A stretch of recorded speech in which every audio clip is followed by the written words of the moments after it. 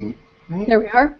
There we go. Good afternoon, everyone, and evening, as the case may be, and morning, as the case may be. Welcome to the February meeting of the Board of Directors of Creating the Future. Creating the Future envisions a world where everyone is living well, individually and collectively, bringing out the best in each other and in our communities. We know such a future is possible because it is not impossible. And to accomplish that, our 10-year mission is to change the questions that are embedded in the day-to-day work of individuals and organizations so that everyone naturally brings out the best in each other and in our world.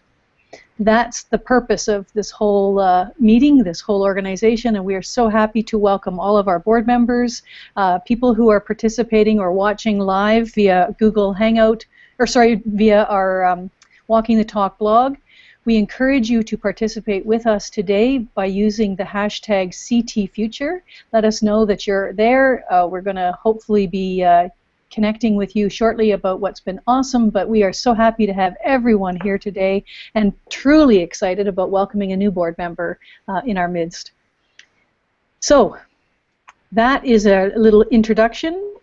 We traditionally start our meetings with a round of introductions and everyone going person by person so that we can say who we are, where we are in the world, in our work, and what has been. Now we have two awesomes to think about this month because we last month decided that we were going to not only speak about what's been awesome for us personally, but awesome in terms of creating the future and its impact and the things that we have been noticing, seeing, documenting, etc. And I'm sure there's going to be a lot of that today as well. So, that all being said, let us start with Mr. Alex Budak, who always seems to get to be the first to go because of the order in which he arrives in the meeting. I think it's alphabetical, so I think until we get it, like an Aaron or an Adam on the board, and I think it'll always be me. So anyway, for recruiting purposes, you could think about that. Let's see. I'll start with my Creating the Future. Awesome, because I'm pretty excited about it. So I get the great pleasure of working with 11 amazing social entrepreneurs here in Stockholm, Sweden. So helping them with everything from measuring their impact to revenue strategies to think about their vision and where they're headed. We start each year with what we call takeoff sessions. So it's about 10 hours with each entrepreneur where we facilitate sort of looking ahead, thinking about where do you want to be in 20 years, but also how can you make sure that this 1 year is a great year? How can we be on December 31st with a glass of champagne and know that, yes, quantitatively we can say for sure this has been a good year, a year that brought us towards our goals.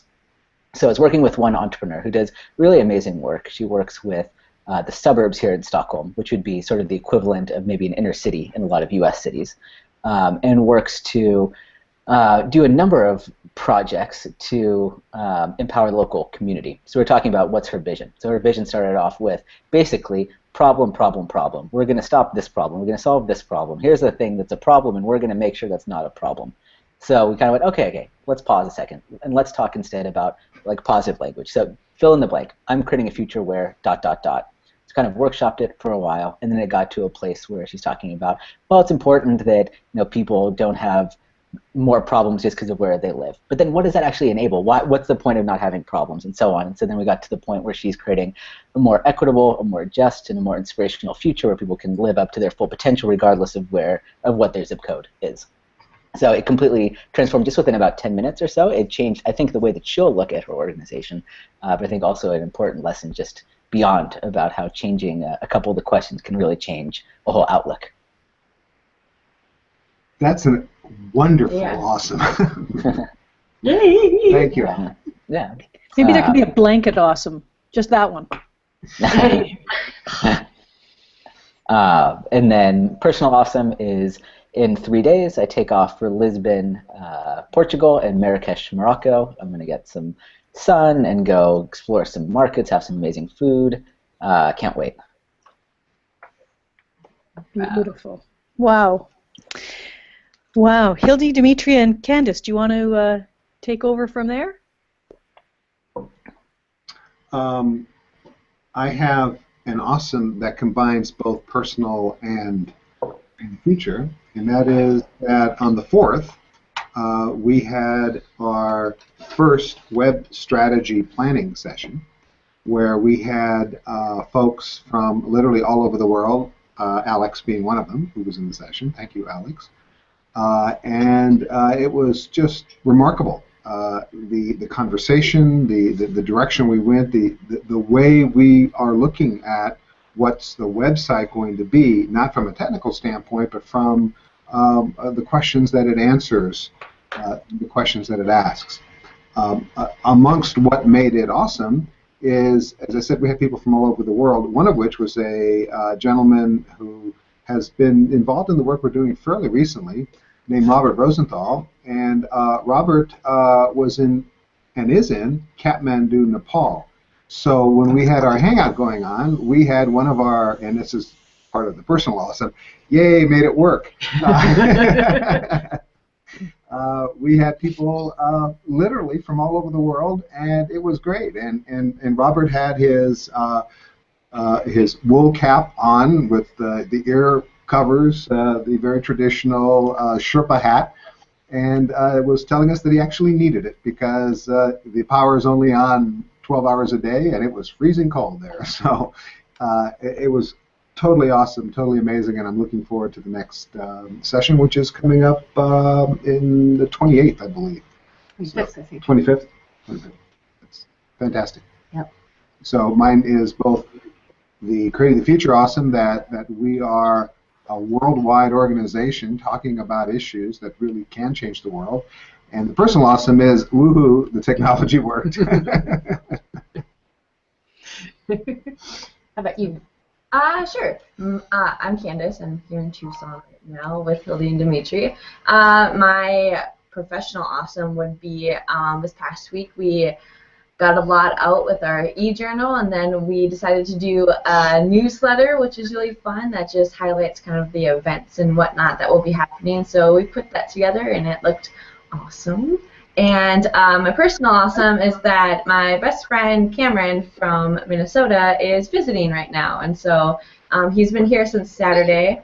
Yesterday we went to Nogales and ate some food and went to the market, and tomorrow we're going to Mount Lemmon, and then he'll be heading back to Minnesota on Wednesday. So it's a fast trip, but it's been a lot of fun. Brilliant. Very, very fun.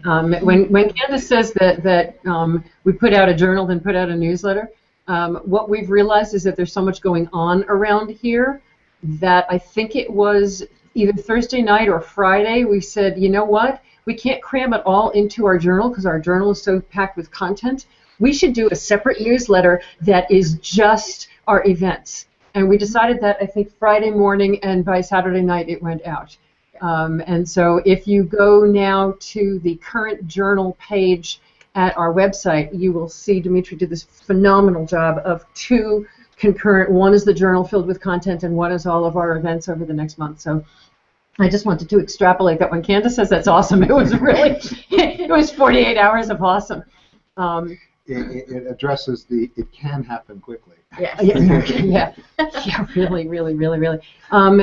My Creating the Future awesome, which at this point we're having one every like 3 hours. Can you see if that's actually somebody we can pay attention to? No, I need you. Because I don't know how to. I think it's just the road. Oh, are they banging? I'm sorry, there's construction going on all around us, and we can't tell if they're knocking on our door or if they're banging on the roof, or if my professional, my Creating the Future awesome came from Christy McGill, who is one of our fellows, and we're going to see if we can put it up on the screen. Christy invited us. Pardon me. Christy invited us to. There it is. I don't know if you guys can see it. Mm-hmm. Christy invited us to Nevada in September to spend a week working with and talking with and doing speeches and coordinating and convening people from all breadths of her rural Nevada community. Some of you may remember some of our fellows met us there. It was just pretty wonderful. Their health and wellness hub came together and put together this Wordle, this word cloud of what they think that they are about. And Christy said that you can see so much of creating the future in here, including the fact, she says, the number of times something was mentioned, obviously, is how large it is, and the words without walls and collective enoughness being so large. That was just pretty awesome to. She just keeps sending me stuff to say you have no idea the impact that our being there to do that convening had in that community, bringing them together with shared language. So that is pretty awesome. So that's my creating the future awesome for the day. There's like about 17 of them a day. And my personal awesome is that my daughter and I got together over the weekend to finally start planning, and the two of us are officially going to spend 2 weeks in Paris in September. So that's just, I sort of feel your Lisbon awesome, Alex, but yeah, I'm just really, really excited. I have never been, she has never been, and so yeah, she's already doing the, do you know it's only an hour and a half by train to Bruges, and it's only, yeah, so we're like playing.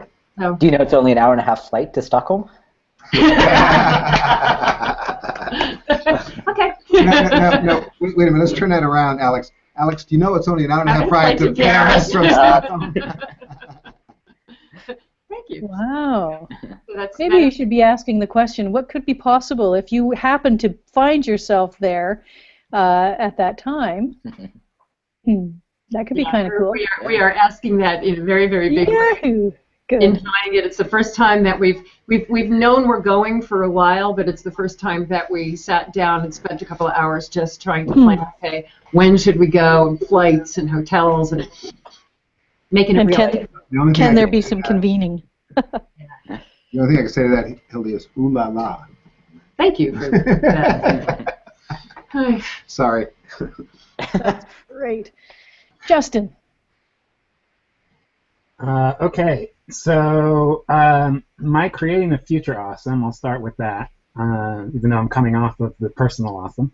My creating the future awesome is that Gail and I, as a result of work that was done in Pano, are part of a group that Pano has pulled together of consultants who are, Pano's trying to figure out how to build a consultancy. And it has been amazing to see this group be so responsive to the conceptual ideas behind creating the future, of sort of owning the idea of putting community outcomes first and what that means. And what is the most awesome thing about it is, I think, as kind of Gail and I chime in with, where we come from, being very grounded in this,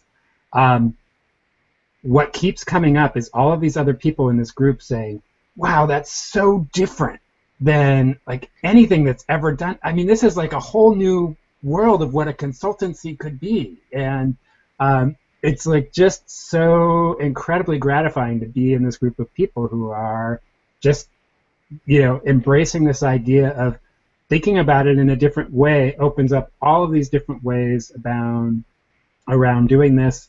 Values-driven, relationship-driven, outcomes-driven, community-driven.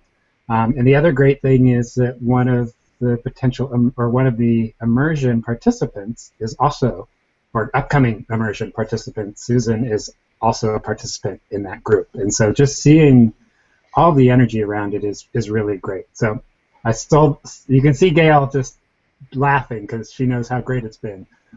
Being a part of this group. So that's my creating the future awesome. And we don't use the words creating the future very often. I mean, it's just talking about the ideas, and people just, I think, as Gail said, even that accountant guy is like awesome. He's awesome. He's awesome. I mean, everyone on the call is truly an incredible group, and we set up a group, and so it's really wonderful to be a part of that and to see that. My personal awesome is, while I was a little hectic trying to get out of New England yesterday so that I wouldn't miss my flight today that I was supposed to be on, I came down off of 3 days up in the presidential range of the White Mountains. It wasn't until yesterday morning that the temperature was above zero, but we were in a nice little cabin that was warm and kept us good at night, but during the days we were out and about, and the real highlight of that was 2 days ago, so Saturday, we went up to Mount Adams and went under the top of Mount Adams. The first time I've ever been in 0-degree weather with somewhere between a -20 and -30-degree wind chill, blowing snow. Perfectly warm. You know, as one of my friends who was on the trip, he said there's no such thing as bad weather, just being badly prepared. And so we were all well prepared. I was thinking of you, Alex, as the great cold area that you are in with some of these temperatures. But it was just totally amazing. It was good to get away, totally off the grid, and just nice. Lots of snow, lots of cold, lots of safe, happy moments. Wow.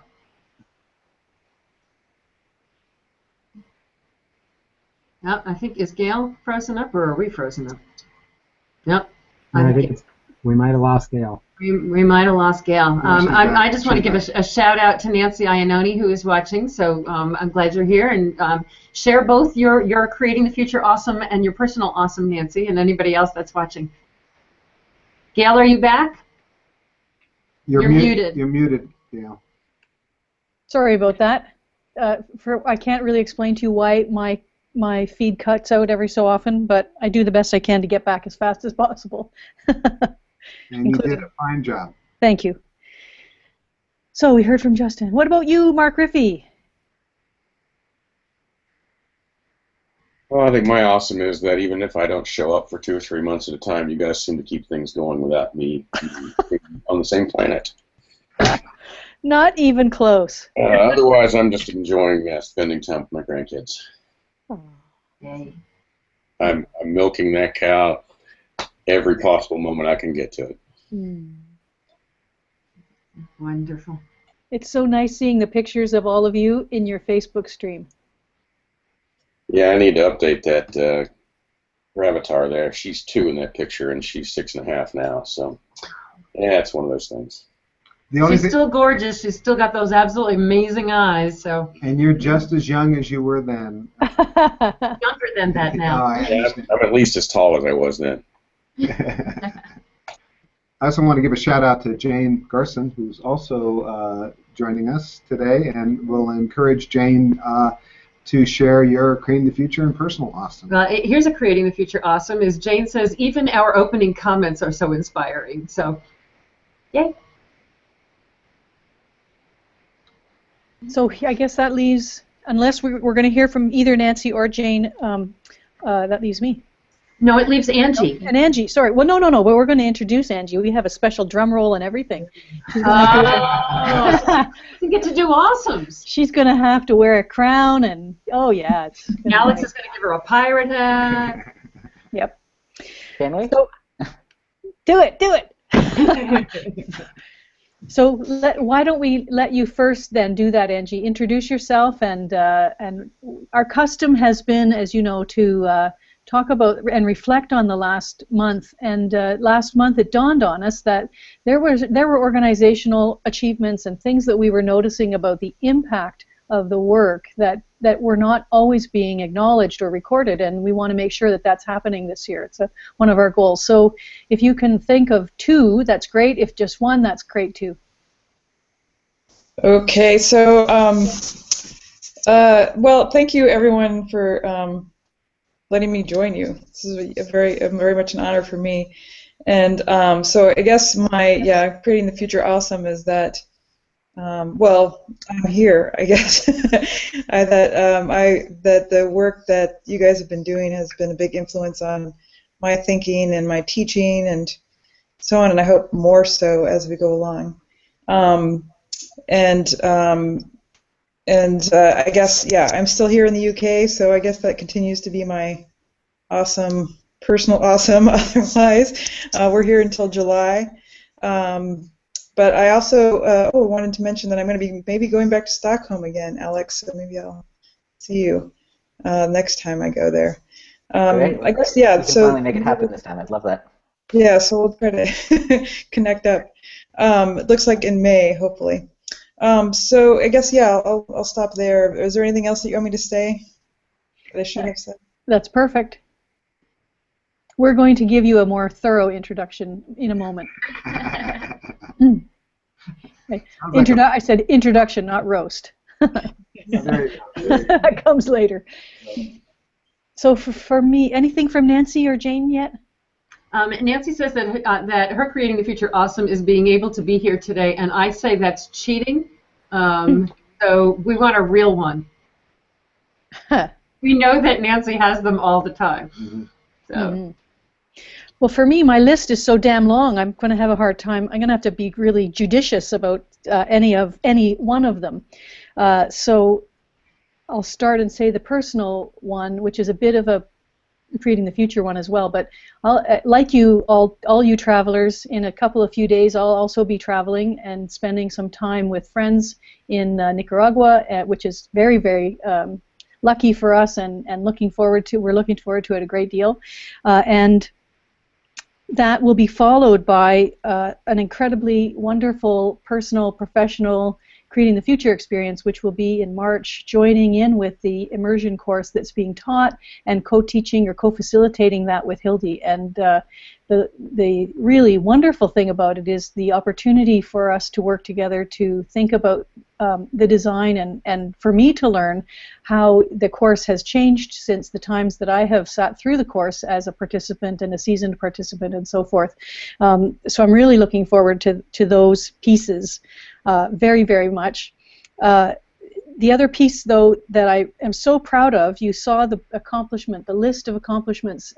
I think there's no board chair in history that hasn't wondered, is there something else that we need to be doing? Or are we really accomplishing the things that we wanted to? And when I looked at that list, I was blown away by, any 2 or 3 of those to accomplish them in a year, and there was a list of 12 or 13 things that any board would be proud to have said they had achieved over the course of a year. So I thought that was an amazing and telling sign about what happens when you change the approach that you take to leadership and shepherding in an organization.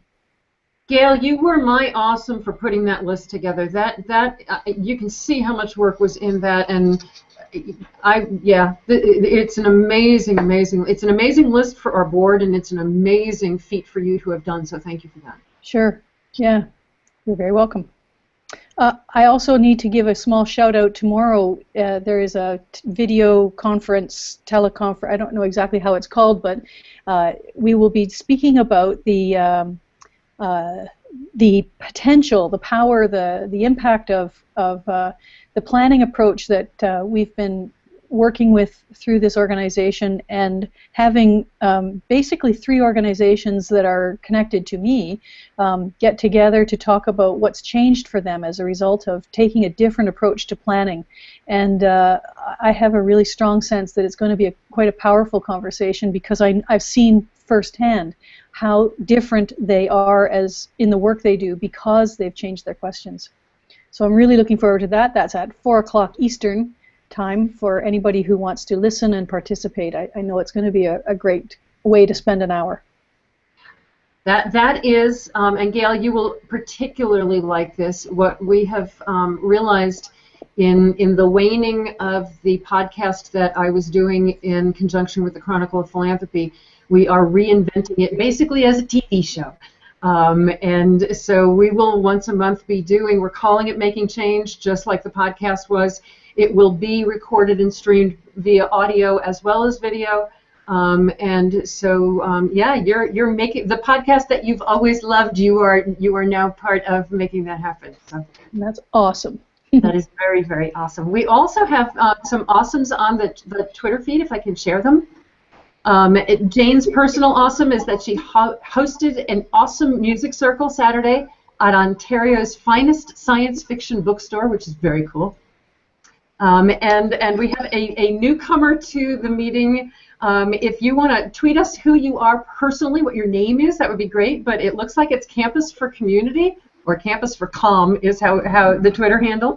And they've said that they're watching the board meeting online, giving the link, and saying what a great way to model transparency and communication. So we're glad you're here, and tell us who you are. We have no problem communicating. Shutting up is our problem.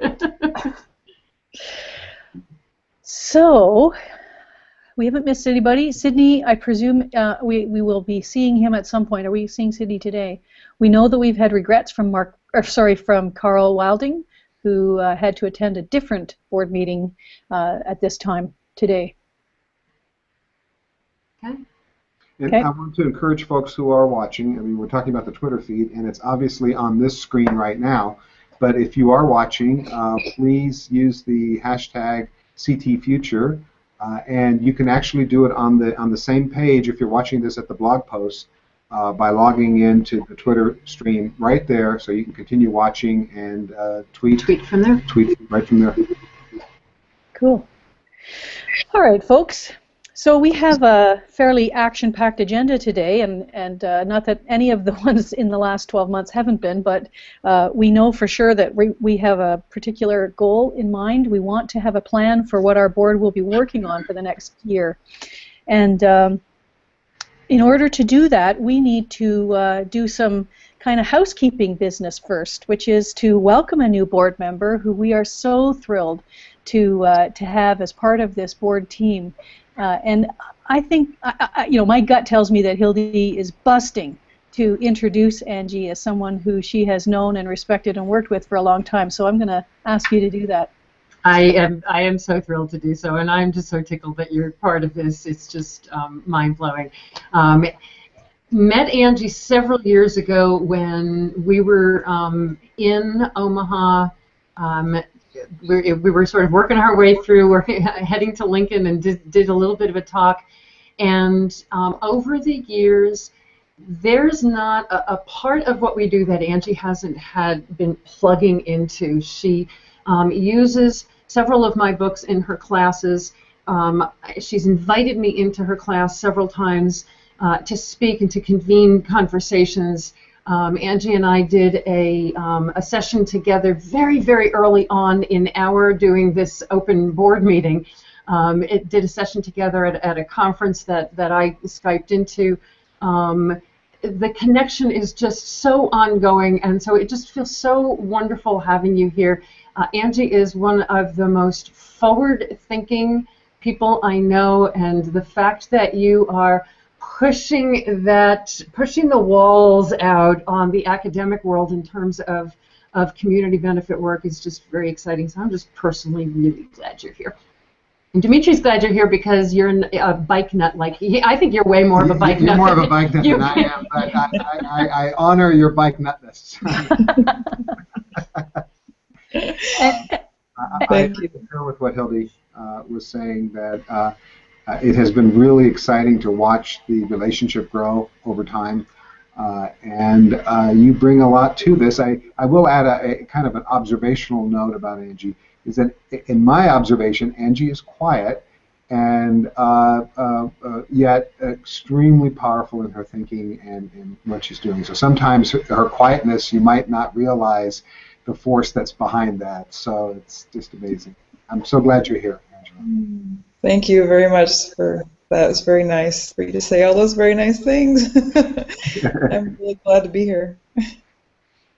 Well, and Justin has corrected my use of the word housekeeping. He calls it house addition, house building. Yeah, there you go. Yeah. Well, I look forward to working with all of you and figuring out, how I can best fit in with things and hopefully contribute. And also, I hope, that I can draw in all of what we're doing here back into my classroom and into the research and all the other academic things and as well. Great. That'd be fantastic. Yeah, that'd be brilliant.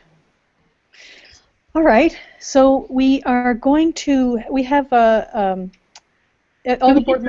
Do we get to vote if we get to keep her? Can we keep her, Mom? Can we keep her? Yes. We're in the checkout line, right? We typically seek consensus on decisions that this board makes, and so we need to have somebody actually make a motion, I believe. Hildy, you will make a motion for acceptance? I make a motion that we bring Angie Eikenberry onto this board. Any seconder? Oh, I'll second that. I know we're mixing our decision-making approaches, but that's okay. Nobody will kill us. And so, are there any objections to the motion that we're considering to bring Angie here? Hearing none, we are so thrilled, Angie, to officially welcome you. So now, Dimitri, push that button and make that Facebook group happen. She has to crown herself. She has to wear her. I'll have to figure out how to do that. One has to crown You herself. can't make someone wear a crown if they don't want to. That's how this works. Oh, okay. But All it's right. okay. Well, It's we'll okay. imagine you wearing a crown. I also want to share, Gail, that speaking of the world of academia, Campus for Com is actually Brenda, and she is tweeting as the principal collaborator of Campus for Communities of the Future. Ooh. So we are very happy you're here, Brenda. And Brenda, where in the world are you? She'll let us know. Yeah, that'd be great. Find out. That would be great. Yeah. Okay. Thank you. Thank you. Thank you. All right. So moving on. The agenda today has been established. You've all seen, I think, the content of that agenda, which is focusing on our board work plan. Is there anything else that we've overlooked today that should be on this agenda?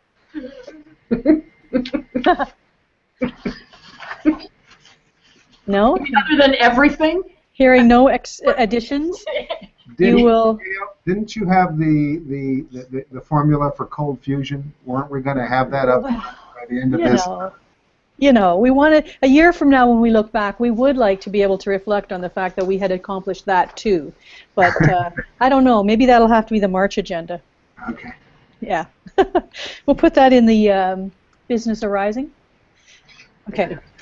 So, folks, you know that as we proceed through this conversation today, we are going to be working on the basis of the thought framework, inquiry framework that Creating the Future has used, which will be to understand what the starting point is for us on any topic or any issue or conversation, so that we can understand together what it is that we really want, what that highest potential is, and then consider what conditions would have to be in place in order for us to successfully achieve the goals that we're seeking to achieve. And from that, I think we will start to see emerge what the action plans are that we want to be taking. So that will be the basis of our conversation today. We do have one item in our consent agenda, although I don't believe that our minutes have been formally created from our March meeting. I know you passed them on to me, Hildy, and I didn't have a chance to turn them into anything that looked official. So I do promise board members that they will come after this meeting. So I vote to adopt the consent agenda that has nothing in it. I'm not sure I'm going to second that one. Thank you. And it does bear saying today that Rebecca Hurd will be our documentarian for this meeting. I don't believe that her travel schedule meant that she wasn't able to be here live, but she will be taking the archived copy of this meeting and making notes for us from that. So we should see those before the next meeting. And thank you in advance. Gail, I just want to let you know that Brenda has tweeted that she is located in Edmonton, Alberta, Canada. Beautiful. Formerly in Niagara, Ontario. Ah. You Canadians. Excellent. We Canadians. You're all over the place. Yep. Darn it. Okay, so... Now, happily. She's in a very, very cold place. So our topic then today is to consider what we have been pondering, and in terms of the strategic objectives for creating the future, and in terms of the program itself, and what the board feels are its own pieces of work over the next 12 months. In order to do that, the context that we have set, it really does require that we clarify whether or not there are questions, issues, topics, and reflection on the the work that we have already achieved, as well as the draft strategic priorities, strategic objectives that were shared with us late in 2014, sort of the end of November. So I think that's a good idea to start with those, and any framing conversation or thoughts that you wanted to add, Hildy or Dimitri, at this point, or anybody else. Do you want to just show the video? Does that maybe help? I think that's sure. a good idea. Okay. Okay.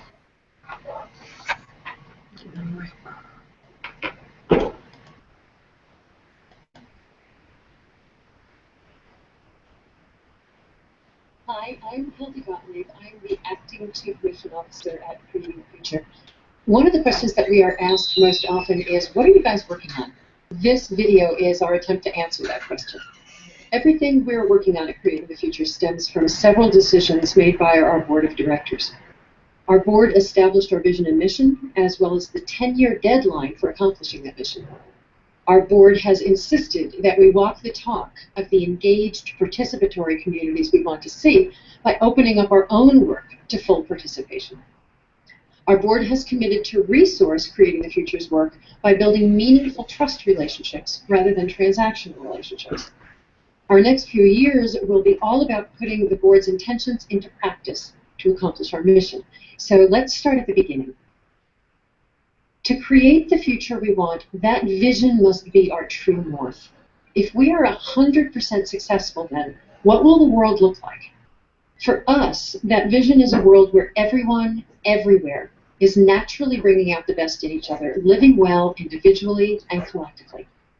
Our mission, therefore, is to ensure that everyone knows how to do that.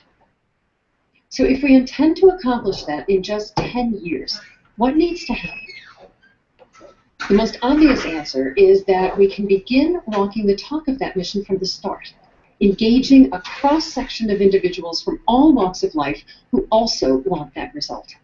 We're far more likely to succeed if all those people are bringing out the best in each other, creating an integrated effort that is co-owned and co-created by all of us, with Creating the Future as just one among many participants. Think about successful social change efforts. Was the U.S. Civil Rights Movement the project of one particular organization? Of course not. If we want to see a tipping point where people are interacting from a place of possibility and connection rather than reactivity and suspicion, our greatest likelihood of success is a movement, not a project of one organization. When that kind of effort is spearheaded by passionate people from all walks of life, all around the globe, those individuals naturally contribute whatever they have to make it work. When we're all in it together, resources seem to appear by magic. That is the theory of collective enoughness in action. The knowledge that together we have everything we need. It's only on our own that we experience scarcity. A major goal of this project, then, is to demonstrate a more connected, collaborative, and joyful way of resourcing change efforts, because scarcity-driven transactional relationships only happen when we see ourselves as separate from each other.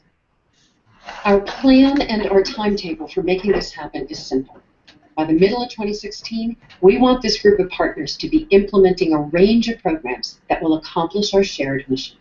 What that means is that our job over the next 18 months is to put the pieces in place so that by mid-2016, implementation is possible. In this next 18 months, we'll be co-developing a plan that will answer the question, how will we accomplish our mission in 10 years or less? We'll identify partners who not only want to learn and plan alongside us, but who will apply what they learn to their own work outside this project. We'll create a continuum of ways for people to participate so that we can walk the talk of inclusiveness by meeting people where in their ability to be part of this effort. One major precondition for success is to have key roles in place from the onset: a chief mission officer, an engagement coordinator, an operations coordinator, and probably a few assistants. This is an area where many social change efforts stall, and our 10-year time frame doesn't allow for stalling. These positions may be housed at Creating the Future initially, but that may change as the project develops. And lastly, all key positions will need to be succession ready to ensure the project can succeed even if one or more key people are gone. So that's Creating the Future strategy for 2015. By mid-2016, we intend to be developing the full range of programs that will accomplish the mission, alongside partners from all walks of life, in an integrated effort to ensure that everyone, everywhere, knows how to bring out the best in others. In the meantime, we'll be putting the pieces into place to ensure we're ready to hit the ground running at that time. We hope that you will be part of this effort, because we all have the power to create the future we want for our world, and we want to work beside you to do just that.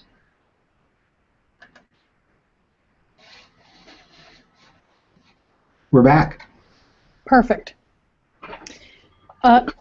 So I think it would be valuable just to take a minute to ask you all, as well as the overview, the strategic overview that was just presented, to consider what we have already accomplished up to this point. That list was posted, it's been shared, it's been circulated. Just a quick review of it includes things that would be considered, part of our board mechanics, as well as organizationally, the things that need to be in place, such as what is our leadership approach to risk, and what is the method for, or the approach that we're going to take to ensuring a vibrant workplace for all of the staff and volunteers who participate with us, etc. So when you put those together, I want to ask you for your reflections. First of all, where is your starting place, and where should this board's starting place be in this conversation?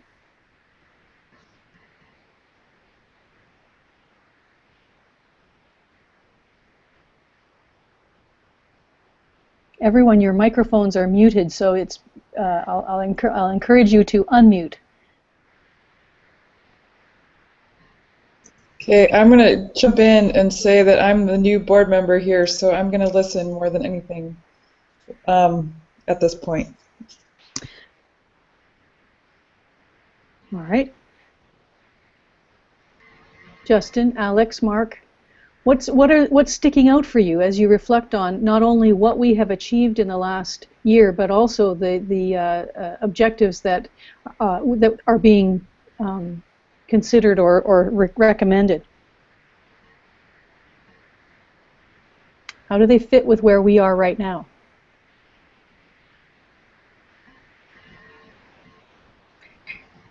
And is that the wrong question? No, Usually, I think it's a good question. I think it just takes thinking. Yeah.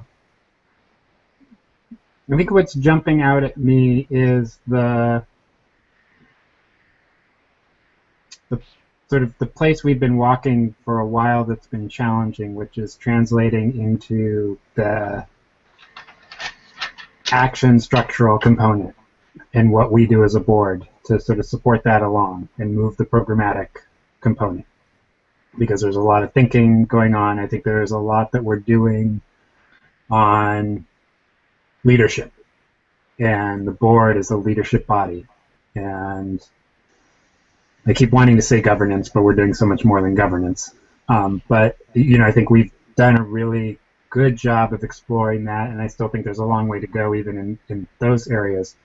And so I think that's where I'm feeling the pause in the answering, is figuring out, navigating to this other side where we can be more of a resource than an asset for developing that programmatic component that will carry the organization forward, if that makes sense. Yep. And Justin, I think you articulated what I was trying to think about as well. So having done more of the structural, I've been thinking, do we keep doing that? And I think I actually lean towards doing more of the organization building. I talked about this maybe 5 meetings or so back, but the concept of the sort of 2 things that keep people going in their work. One is the mission, and the other is the hygiene factors. So, in other words, when you have bad hygiene, it's the things that make you want to quit or get burned out. So the things like basically the basic things you need in place to be able to do a great job. I think we're very lucky to have 3 awesome people working on the official staff and the talented board behind it. But in a lot of what we think about with, or at least how I think about the board, is to make sure that we create the conditions that can allow great work to happen on top of it. So I have no doubt about a lot of the core pieces of creating the future. So for me, it's whatever we can do to kind of build a steady platform to help moving things forward.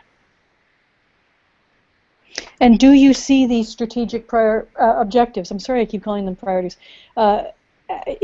contributing to your desire to make the link or connect the dots between the high-level conversations that we've been having, whether they be about hygiene or structure, and what happens as a result? Right. So I think my approach. I like doing the kind of thinking and theoretical, but also really like the practical and the doing. So I would certainly value more action or more taking these things we put in place and really, actionizing them, if I can use that. When you guys, both Justin and Alex, when you guys are talking about action, can you clarify a little bit about, are you thinking you personally taking more action? Are you thinking about the board talking about action? Give me a little bit more about what you guys are thinking about. So I think I feel it's a combination. I mean, I think part of it is, let me step back. So as I was watching the video and sort of listening to your narrative, Hildy, it made me realize the backbone we're putting in place.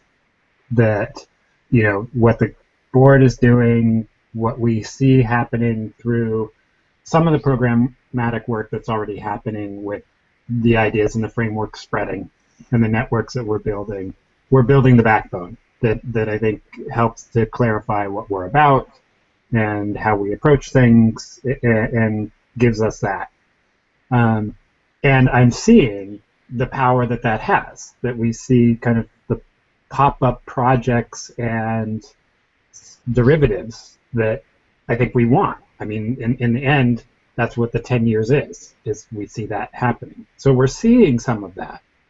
But I think there is also a component of intentionality around programmatic work that can be supported, that can grow that infrastructure of the organization, that can grow the programmatic infrastructure, the asset infrastructure of the organization. And so when I think of action,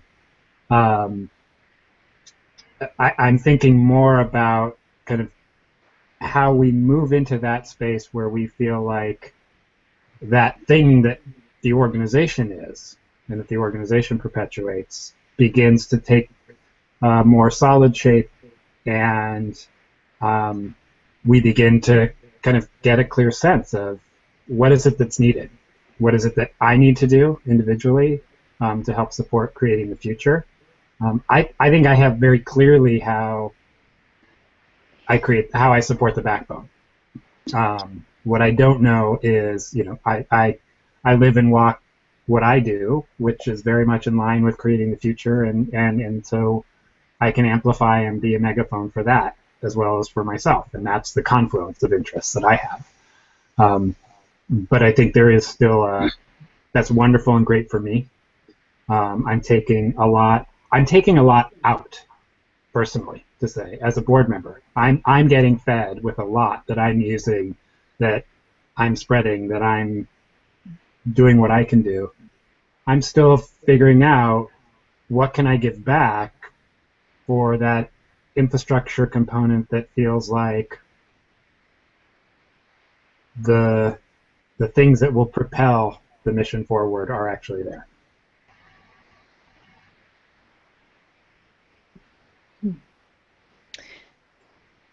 Alex, I'm curious.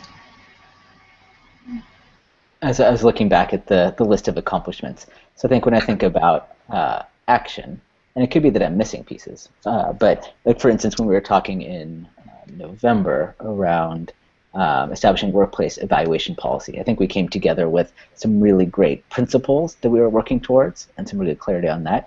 But I didn't see, like, if there is a form that actually took in action. And that's my fault. That's my doing. I won't say fault. but where we left it was that I was going to put together a document that we were going to collaboratively work on, and I didn't do it, which means that with me being the stopping point in the funnel, I'm seeing where there can be more. Hildy needs to step out of saying, okay, I'll do that. So yeah. Yeah. But keep going. I just wanted to share with you there was supposed to be an action there, and that didn't happen. But keep going. I'm sorry.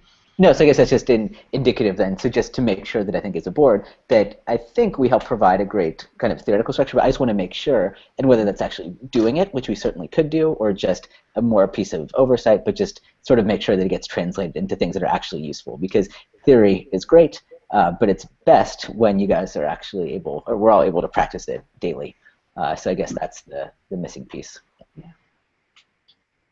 I do want to share though, when I look at this overview and I think about, I use the word accomplishment quite deliberately. I think that and in a different situation where we had a fully staffed organization, where the 2 or 3 people weren't doing the work of 5 or 6. I think we would probably then have no concern that the function that the board plays of sort of thinking at the principle and broad level, which is of course what we want the board to be doing, that it doesn't get translated into action that we can see. I'm thinking of several things, not the least of which is that we will probably want for the short term to think about how it is that these things get turned into the next step in the process. But it also underscores for me that the board is actually doing the work of a board by taking the time to do the big picture thinking as opposed to diving into all of the minutiae of making things happen. At least that's my sense. Yeah, repeat the last thing you said, just the last concept, that you want the board to basically focus on big picture, is what you're saying, and not on day-to-day? Or am I translating that for myself correctly? Or okay. Yeah, I don't mean to say that there's no role for the board on the operational side. I just think that there is an essential role that I want to acknowledge that the board has been playing and plays, that we want to strengthen and maintain. So it's not that we don't anticipate, and Hildy, I don't want you to take responsibility for having to do every single thing as a result of every board meeting.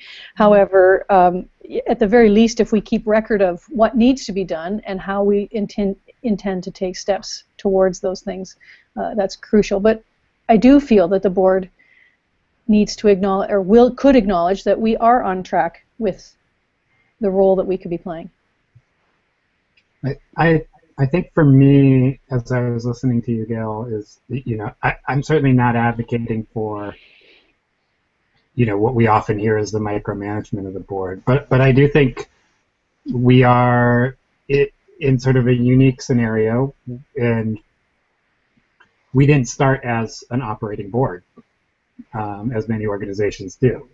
We started as a theoretical board. I mean, in that we thought of the theoretical, we thought of the big ideas. And so I think this is actually a transition to where the organization is. It needs the operational assets that the board can bring to bear. And I agree. I mean, I think that things are happening. There is an operations team that board members are on. There is work that various ones of us contribute to. But I think perhaps what is required is a little bit more consideration and intentionality around that, to be able to bring that forward to the full board level, just so that we have a little bit more clarity of where those opportunities are, what the expectations of each of us are to participate in that. And I think it's okay to have some expectation around that. Yep. And just, I feel like that's, there are two options. We need an infusion of assets to support that. That's what we need. And so the options are, the traditional options are you raise money and build staff capacity as your asset, or, you bring to bear other resources. And so I think that's where we are, is getting more clarity on what are all those assets that need to be brought to bear and engaged to operationalize what creating the future will become. And then making a determination around how best to use ourselves and other assets for those needs. Yep. Gail, can I share a little bit of the perspective of whether we're staff or board at this point? I don't even know what we are.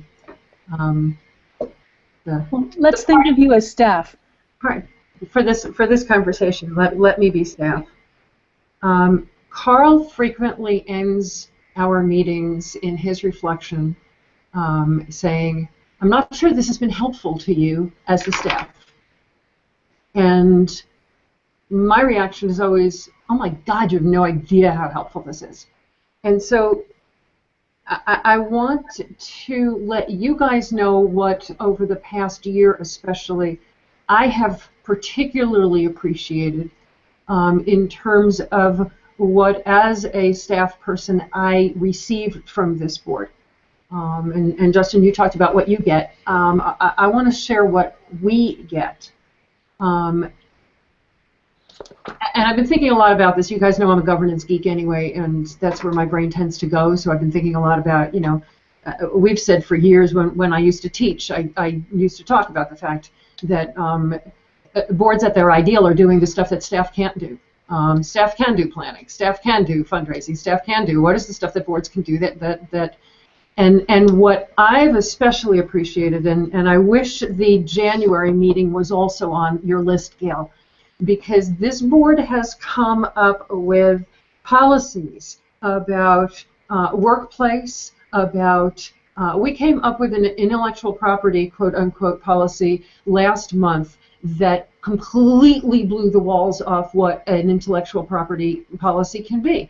And the thing that I realized in coming out of that meeting is that the value I get personally from being on this board, from having you guys as a board, is that you guys are the keepers of the vision and values-based questions that, even if I'm the one that invented this stuff, I'm still in the day-to-day. I still get into scarcity. I still go down the rabbit hole of how do we protect and how do we... Now, do I have the tools for coming out of that? Yeah. But as a normal human being trying to do 9 million things, it's real easy to get stuck into that do reactive mode.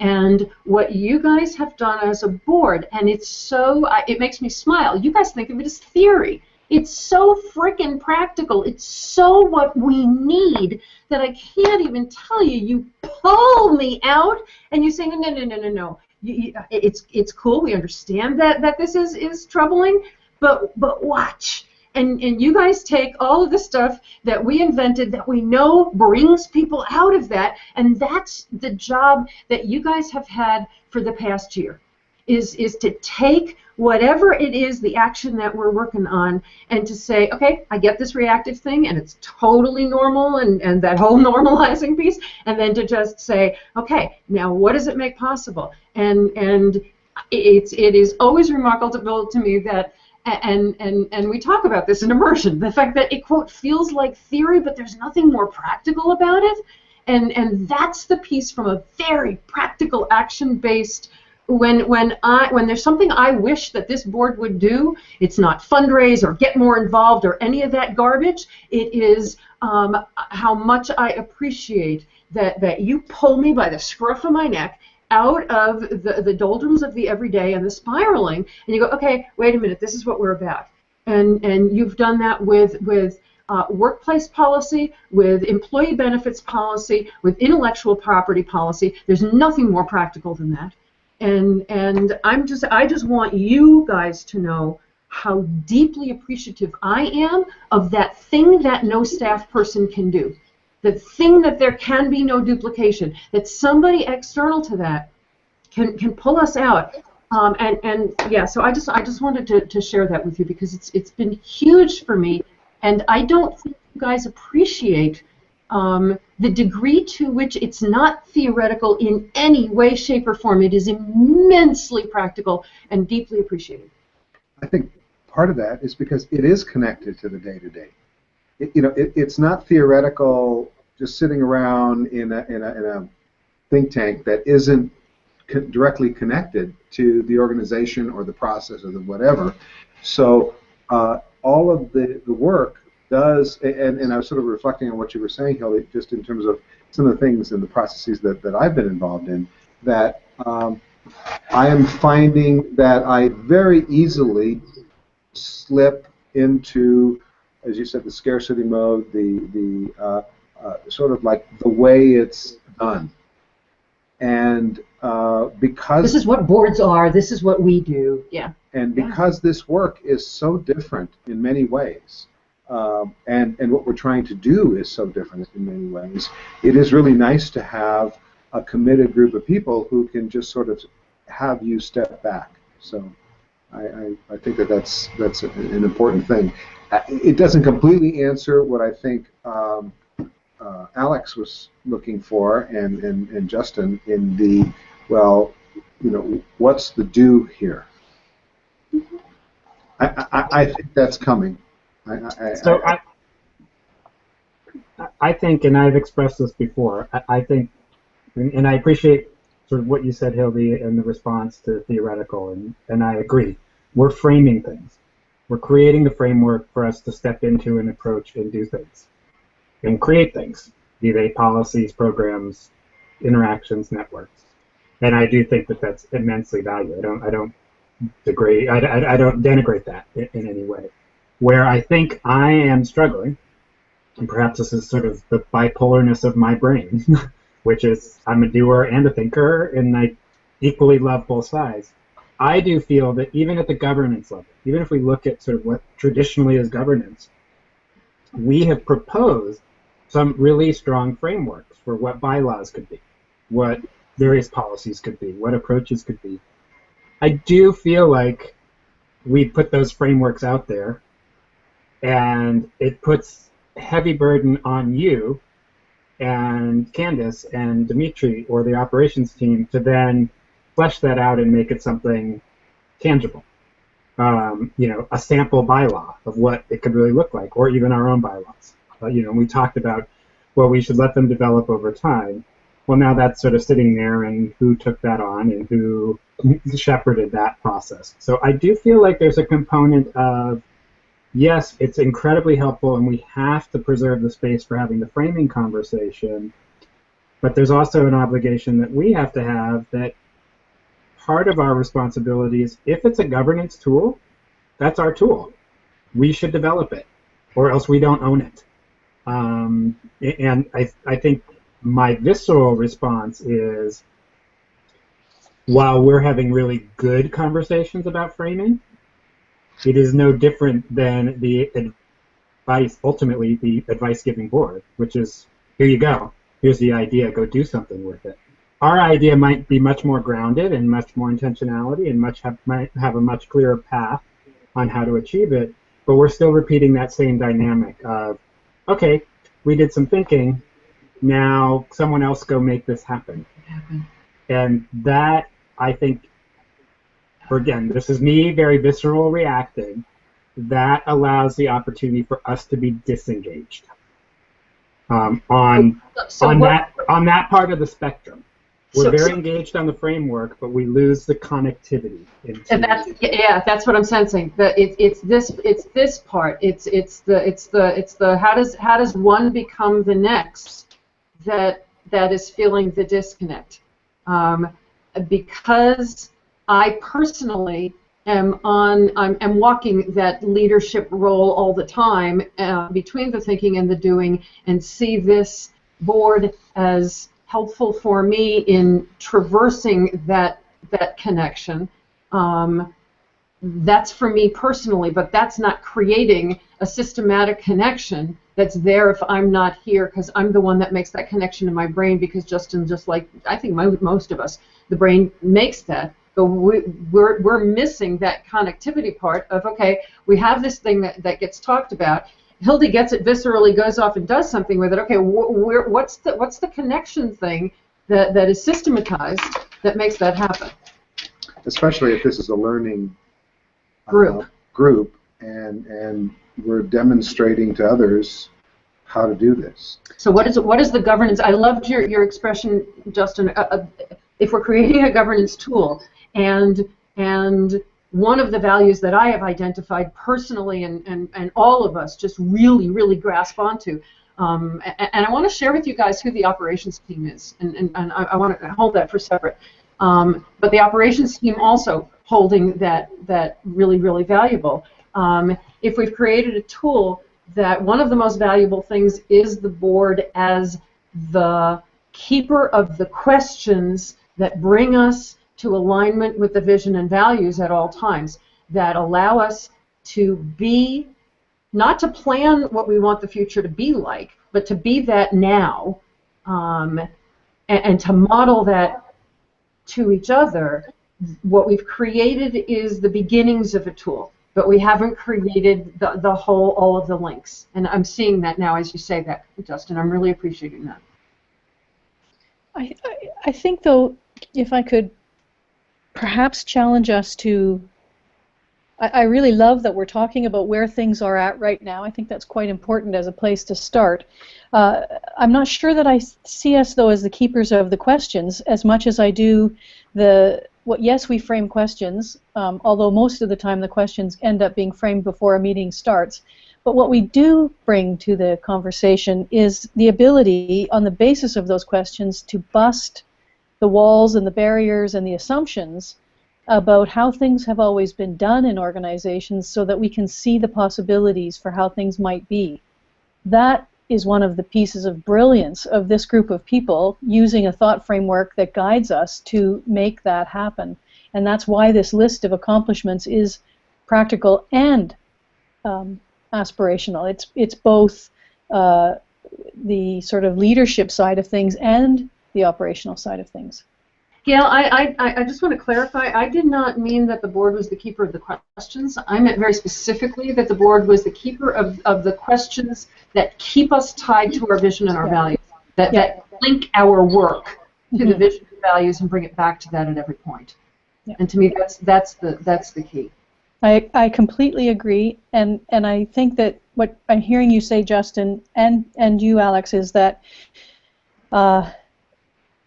we need to know then, or find a way, and perhaps this will find its way into our work plan for the year. I can say for myself that I have a stronger sense of what happens as a result, perhaps because of having an official or a formal role that requires me to continue to be engaged during the rest of the month in one way or another. And perhaps that also I'd like that to come up in our conversation. What are the roles that we all play, so that, because I can say for sure it's not sustainable for me to keep doing what I've been doing for the past year. I don't think that's in anyone's best interest. So we need to talk about what we want that board chair role to be. Gail, could you, do you want me to, or do you want to talk about what the operations team is? I think that it's important that the board know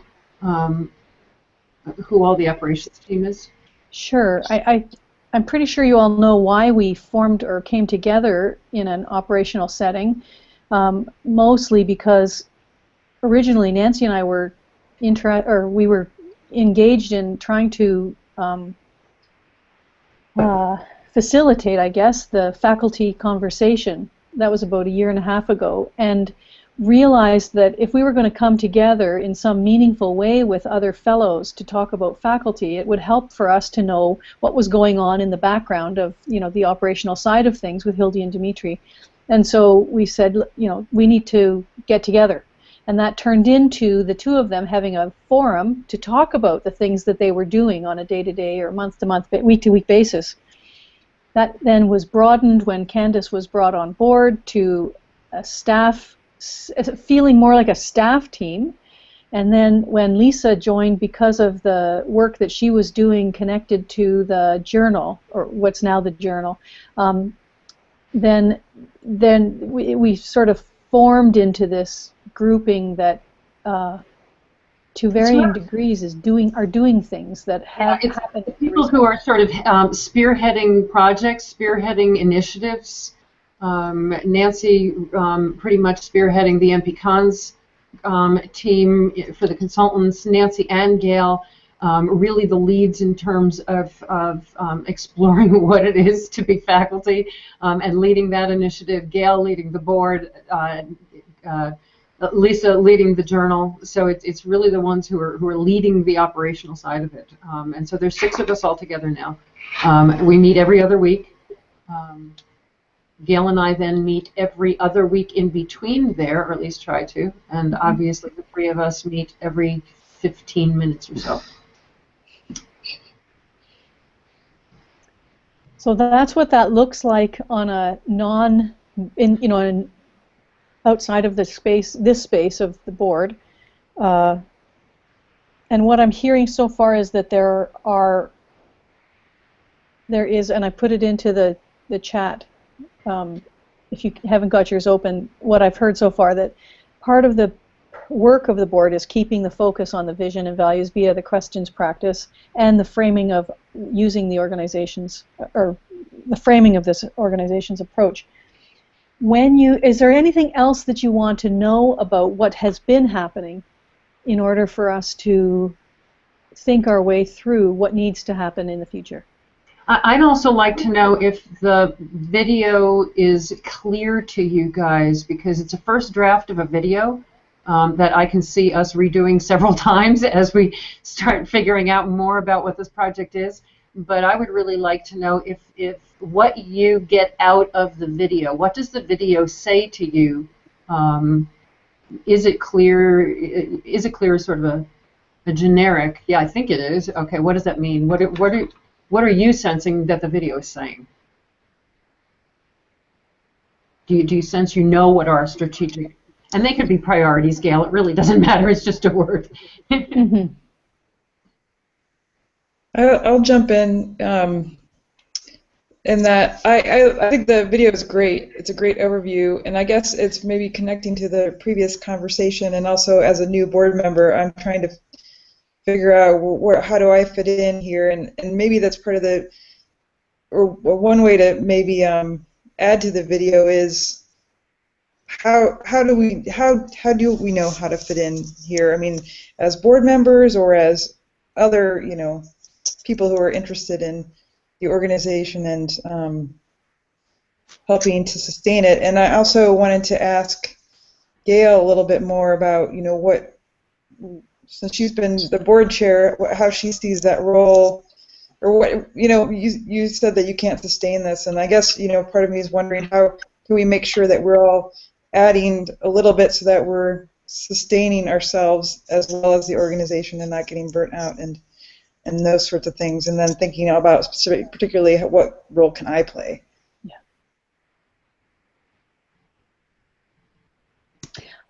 Well, I'll just speak about the role then, and say that it's not a concern. I'm not worried about anything, but it is on my mind that there needs to be a succession plan for this role that we need to be consciously creating, and we haven't really been thinking about that yet. And I think it would probably start with a review, a performance review. I do feel that that's rather critical at some point in this year, not necessarily at this very minute, so that we can have a sense not only of what the accomplishments are, what are the boundaries or the walls around it? Are they walls that we want to have there? Are there other things that we want the role to be achieving? Are there other roles that we could be fulfilling, and other outcomes that we would like to see the board involved and engaged in?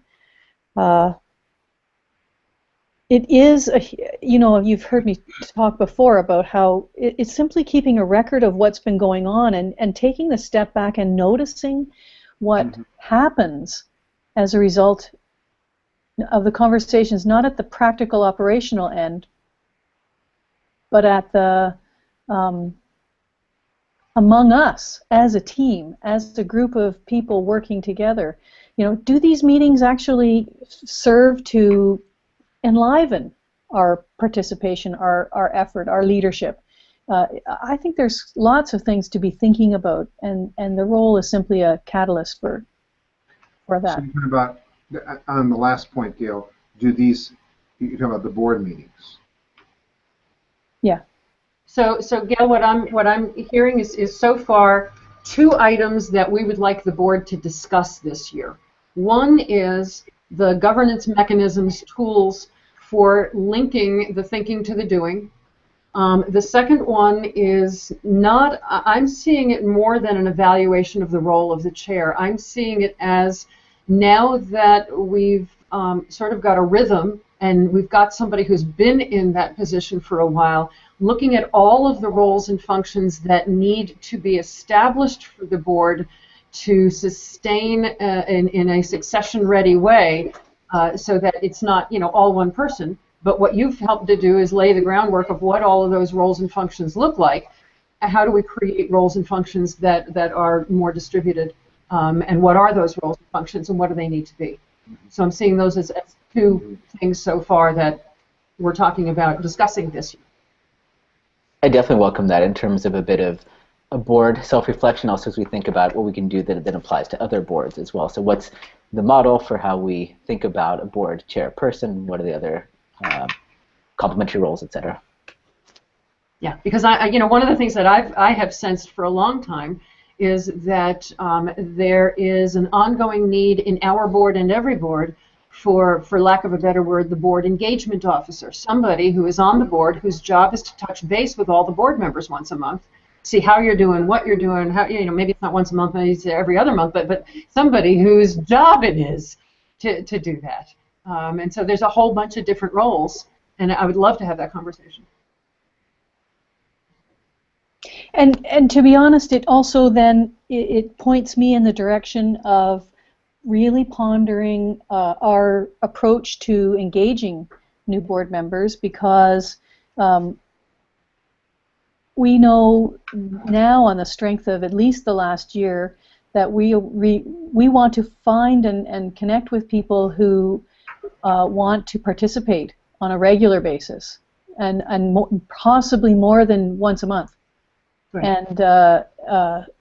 And want to be actively engaged in the day-to-day, or the, not day-to-day, sorry, that's not the right use of the word, but in the functionality. On their own day-to-day basis. Thank you, yeah, however that looks, but more than just coming to a meeting, more than just an advisory capacity. Gail, having the method to get there. Yeah. I want to add to that in this meeting, when we started out talking about the Awesome's personal, but we've added the Awesome's organizational, having all of us reflect on how the work that this organization is doing is impacting their lives really moves toward engagement. I mean, Alex's story on just by which we talk about all the time. Change happens very quickly. You just ask, approach it from the questions, but to have someone other than us saying that, and have it be in real time example of it, is, I think, moves toward that engagement. It's a different kind of engagement. I'm engaged with this organization because I see what it does.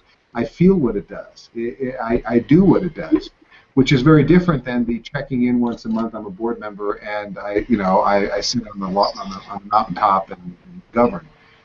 So I think that's an important component. Is how is this integrated into your life, your work life, or your personal life, for that matter.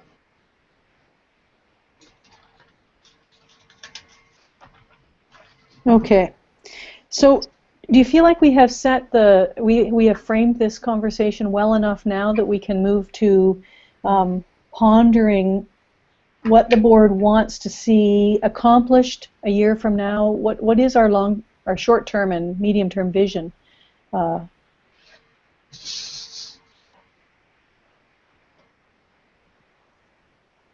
I love your question, Gail. What does the board want to make possible? Given our strategic priorities for the next 18 to 24 months, what does the board want to make possible towards those strategic objectives and for the board itself. And I think we've talked a lot about for the board itself. Mm-hmm. But I would love to know, given what we're trying to accomplish over the next 18 to 24 months, what does the board want to make possible towards those objectives? And maybe it needs to be framed a little bit differently, but yeah. So what could the board make possible towards those? So I'm not sure how clearly this is connecting to the objectives, but there was something in what Alex said that really resonates and has always resonated, which is us being a model of showing how it can be done. And the what I would like to see this board make possible is not only the real-time demonstration that we exhibit, but the production of the infrastructure about how that's done. And I mean, I know I'm sort of repeating what I'm saying, but things like, what do bylaws really look like in a written form? What does one of these policies really look like? What does a group like this need? A board, not the organization, but us as a board.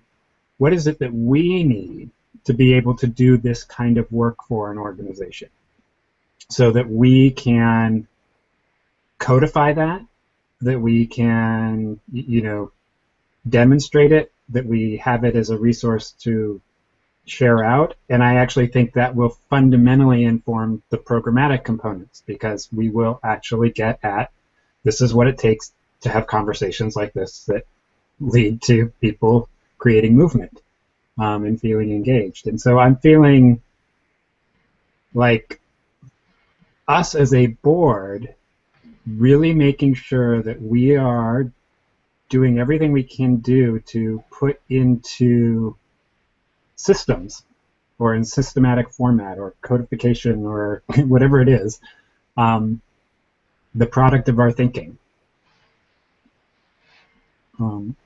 As it relates to us being able to do our work. And I think Gail popped on, she hit on all of that too, talking about what she's experiencing. Like we have to be able to make heads and tails of that so that we can communicate it out to the rest of the world, what this is really like and what it takes. That's the succession piece.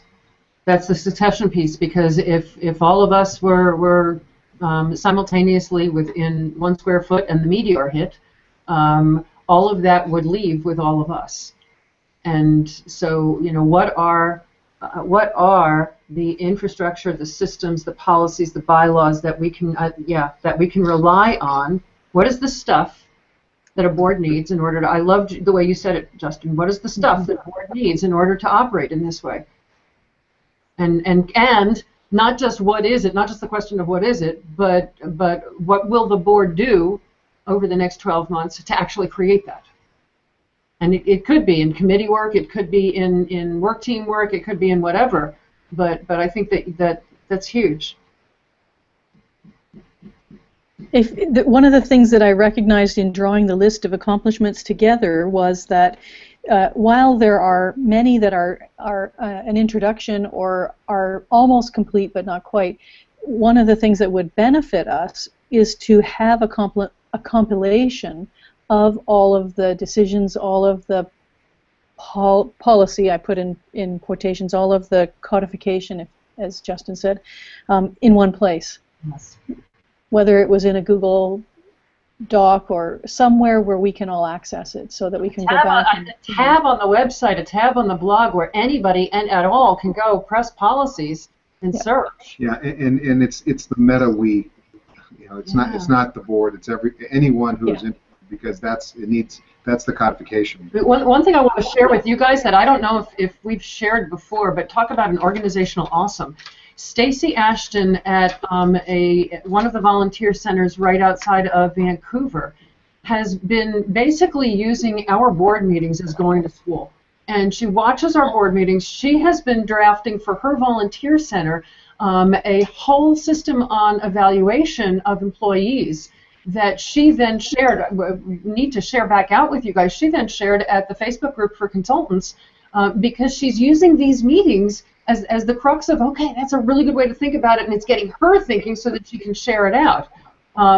Having those policies and those systems and things so that it's not just us, you're right, that we're providing it to everybody, but it's also for us because we need it. Yep. And if when we get down into the action portion of the conversation, one of the things that we might want to do is set sort of a series of questions as a litmus test for ourselves. So, what actually did we agree on? Where did we put it? Is it finished? What needs to be done? What's yet to be done as we compile these things? And what are we doing to share it? Yeah, I like that last one. Love that, Gail. Yeah. What was that, Alex? My muting finger was off. I was saying, I just love that. That's really good, Gail. Mm-hmm. I want to say slowly what you said because I think I got it and you were scribbling too. Mm-hmm. What did we agree on? Is it finished? Where is it? And what are we doing to share it? Is there anything else that you caught that you remember saying, Dale? Because I think that was really, really, really good. If only this was Those were recorded. they. I know, I'm trying to look at a timestamp on it. I'm going, okay, go back to 1.5 hours. But yeah, what did we agree? I'll just add in this question 3. If it's not finished yet, what does it take to finish it? What are next steps? I think that's great. So when you think about those 5 priorities then, I mean, it certainly fits one of them, creating an overall plan, but when you think about those 5 priorities, a plan, developing partnerships, creating ways for people to participate, developing the organizational infrastructure, I guess it fits there as well, and being succession ready, are there any other achievements or outcomes or accomplishments that you want to make sure have been put in place by the end of the next year?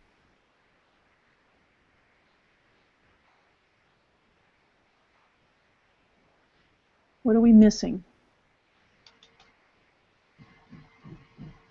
I'd like to have, I think, let me just explore this a little bit because it's just sort of coming to me. I'd like to have a discussion about the composition of the board and recruitment. We had a discussion maybe 2 years ago about this, maybe longer, and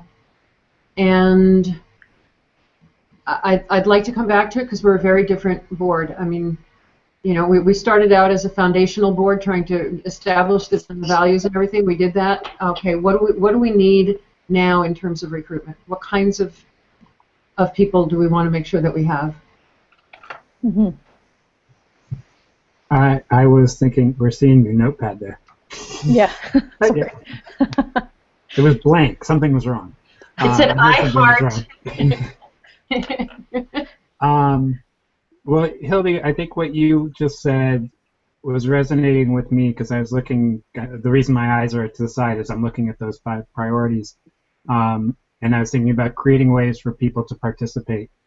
And there was a part of me that said, are we as the board, should we have a role of the shepherds of networks, of really thinking about where is it that these different avenues of creating the future are creating connections, whether it's what Alex is seeing in the direct work he's doing, what I shared with Dale and I and Hanno, or what I've been sort of trying to push with the fellows in terms of their engagement, because I actually think that it goes to a lot of what you were asking for, which is the board and its makeup and the pipeline, is that we begin to find people who are intrigued, because that's the first ingredient. You got to be intrigued by this. You got to have something in your bones that reverberates when you hear what we're talking about.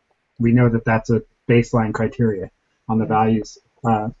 But to sort of be able to mine these networks and to be able to see how are people talking about things? What is it that's inspiring people? Alex's example of how a change in a question really turns someone around, and where did they go with that? And is that the kind of direction that's beneficial to us. And I think for us as a board, being able to do that, engage the world through, the piece of the creating the future lens that we all sort of have, Yes. and keeping tabs on it, bringing that. I mean, and perhaps that's part of what this, new secondary awesome, or not second awesome. It's not secondary. The second awesome is really about for us as board members is, what are you seeing out there? What does that mean for us? What is it telling us about what we could be doing as a board?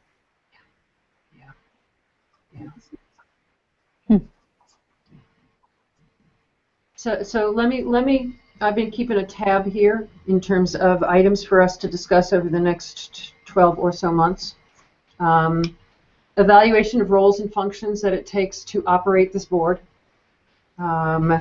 Governance mechanisms and tools for connecting the thinking to the doing, which is a different thing, I think, from the establishment of hard systems, policies, etc., the stuff it takes to lead in this way, and Gail's checklist of just that one checklist of what did we agree on, is it finished, etc., that the minutes being provided in that way, if the minutes are provided just in that checklist form, that's enough of minutes, and we've got it on video. As Justin was saying, we've got video here.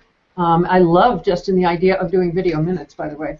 3 minutes of what did we discuss, because we've already got video, and if we've got that checklist. So that's the third thing is the stuff that we need in order to lead in this way. The fourth one is board composition and recruitment. And the fifth item being the board's own engagement plan for, I love the term network weaving, of bringing together the various networks that we all have towards those strategic objectives. What was the second one? Roles and functions needed to operate the board. Governance, tools and mechanisms for connecting the thinking to the doing. Discussion of the stuff that the board needs to lead in the way that it's been leading. Recruitment / board composition. And the board's plan for engaging and network weaving. And I love that term. So does it end up looking like this? Plan, developing. You read it, Gail. You need to be the one talking. Okay, I didn't have anything in plan quite yet. And partnerships we haven't really explored, but essentially what we've done is taken all those ideas and plugged them into the priorities. So the participation is about recruitment and composition and engagement, an engagement plan, and the infrastructure piece ends up being a little bit of the roles and functions and the policy compilation and the governance mechanisms, the connection between the being and the two sides, the thinking and the doing. And then the last was the succession ready by having roles and functions that would help the board operate. I see most of it, quite honestly, in succession ready, because the participate thing that just looks like it's word on its own, it's actually are providing programs and ways that anyone can participate in the big project. Right. But if you apply it specifically to the board, recruitment does end up being finding a way for people to participate in the board. To participate in the board. Yeah, no, absolutely. Absolutely. But to me, I'm loving the fact that really what this is doing, all of these things, is making the board not only succession ready, but you guys have all mentioned in different ways, and Justin, you've mentioned very specifically that this board is transitioning. And the question of to what, maybe we don't need to know that, but we do have a sense of what we need to accomplish as an organization over the next couple of years. This really is the succession, not only the succession plan, but the becoming plan for what do we as a group of leaders, and reminding ourselves of that phrase, a group of leaders holding itself accountable for accomplishing the mission, rather than the board. What does that group of leaders need in order to lead this? I think there's a great list so far. Can I add one then that I think perhaps we would want to think our way through, and in a more fulsome way than we have in the past, where we just talked about, and we know we aren't going to pursue the pathway called get a funder. We know that we're not going to do that, but perhaps there's another way of having that conversation, which is thinking about what kind of conversation and engagement board members would have with, as we do as a team, where we're talking about what it means to develop the meaningful partnerships that would result in the kinds of resources that would be mutually engaging for those who wish to resource the kind of approach that we're trying to take. But what I'm trying to say is deliberately or intentionally ensuring that board members are participating in that conversation, whether that's a committee, whether that happens at board meetings. It doesn't matter about that functionality, just that be one of our priorities for the year. Go ahead, you start. What I was going to say is, to me, that is a big game changer in what we're doing, because the intellectual constructs of the composition of the board, engaging in network weaving and whatever, but the idea of partnership on that level is really something that is new, a new way of thinking, and from a movement standpoint, it's essential. Otherwise, it's just a big transactional thing that's going on. So I agree with you, Gail, that it's an area that we need to have so clear for all the board members to understand this and to be part of it. Yeah. So where I'm looking, Gail, is that the board's plan for its own engagement in building networks is twofold. One is in helping find the partners towards those strategic objectives, and two, in general, for all pieces of the work.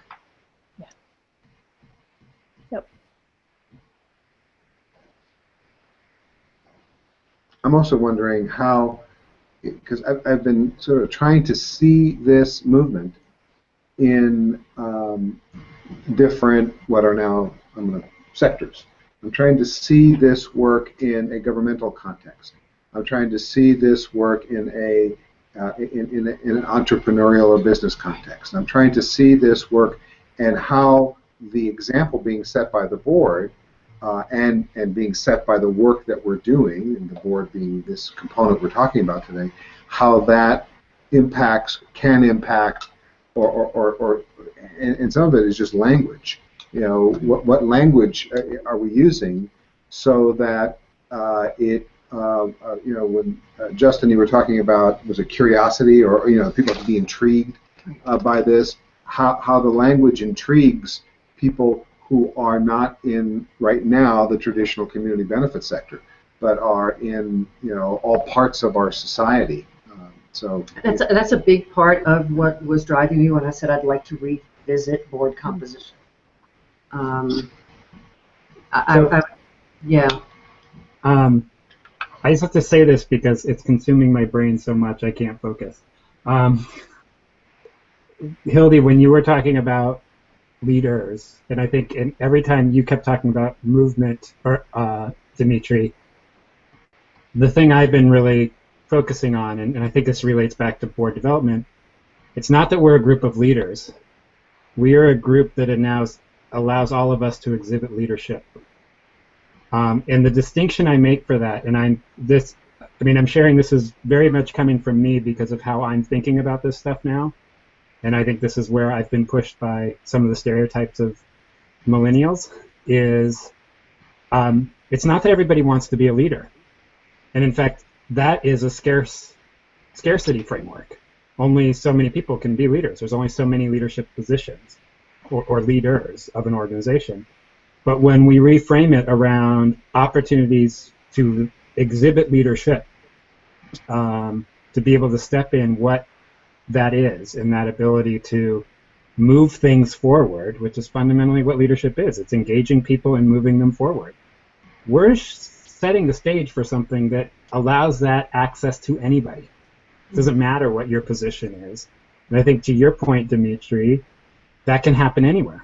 It can happen in any context. And if you talk about it that way, if you talk about this is part of bringing out the best in each other, is giving them the opportunity to step into this sense of leadership and ownership and engagement. And if we think about the board, because again, I might be frightened by saying I'm going to join a group of leaders, because I might not, but I might be intrigued by joining a group that is really exploring how to exhibit leadership within an organization. We're giving opportunities for us to think about and explore that. So I know it's semantics, but no, again, it's exactly. It was so consuming in my head I couldn't focus on what anybody else was saying. So. Justin, it's exactly the point I was getting toward, which is that the language is so critical to how this is going to be perceived by people, and to what degree they want to participate, and what degree that intrigues them, and what degree whatever. So, right on. Justin, it's timely. I just finished Seth Godin's book called Tribes. I'm not sure if any of you guys read Seth Godin at all. But he talks in this book a lot about the difference between managers and leaders, that managers are looking for authority. So you could think of it almost as the traditional board, where maybe we're granted this authority to say, well, because we're the board, then therefore we can tell you to do this and implement X strategy and report back to us on Y. But actually what we want are leaders, and leaders are the ones that both catalyze and enable tribes. What we're building then is a huge tribe of creating the future. So I think so much of what we do is think about, let's make sure that our board role isn't a managing role, but a leading role, and then also always be thinking about how we can then catalyze that tribe. Mm. Beautiful. Mm-hmm. You've heard me tell this story before. When I worked in my neighborhood organization, no one was a volunteer. Everyone was referred to as a community leader. And so I participated, and my job was to facilitate the leadership of roughly 500 people. And it was fascinating to see what would happen. The brilliance that people would step into, simply because they knew they were a leader. They would rise to the level of our expectation. It was beautiful.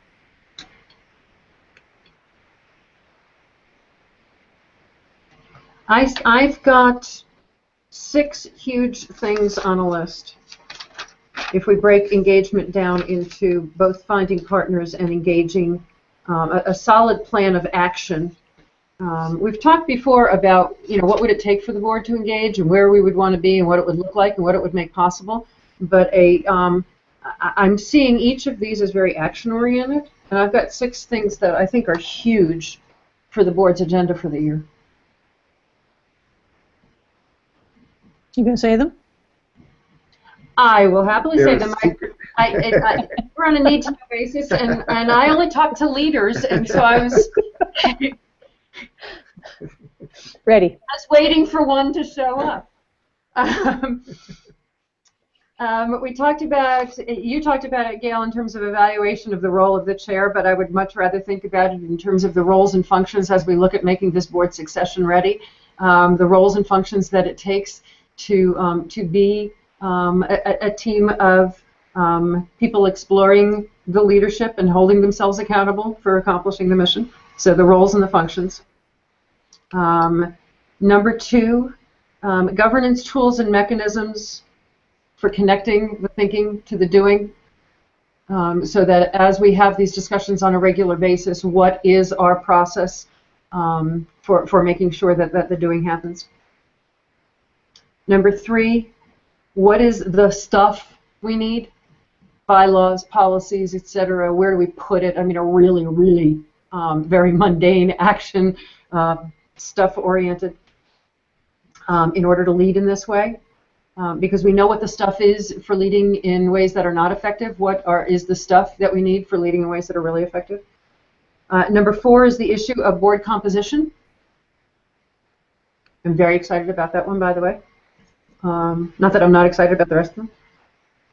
And numbers 5 and 6 have to do with a solid board engagement plan.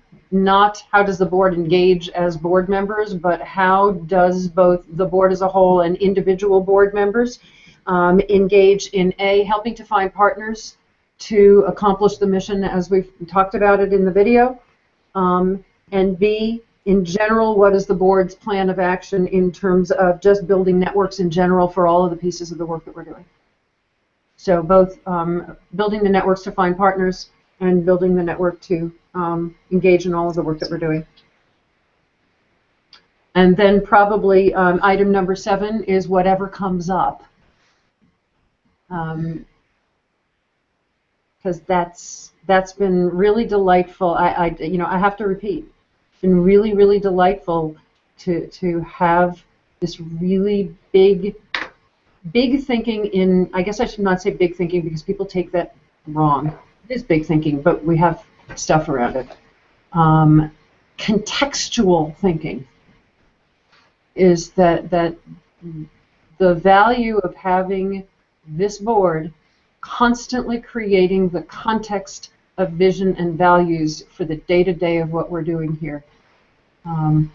That's the huge piece. And so the ability, as stuff comes up, to be able to say, oh, we need context. Somebody, please give us some context. Okay, so think for a second. Thanks for that list, Hildy, and for all of the thoughts that have gone into creating that list.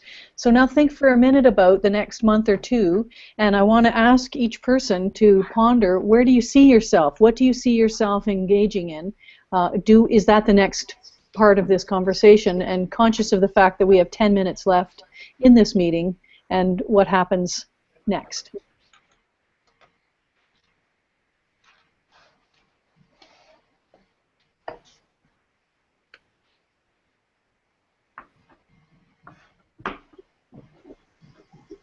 Well, Do you mean accountability? Wait a second. Well, I guess I want to ask you, how do you make sense of all of this? What do you want it to make sense? How do you want it to make sense for you?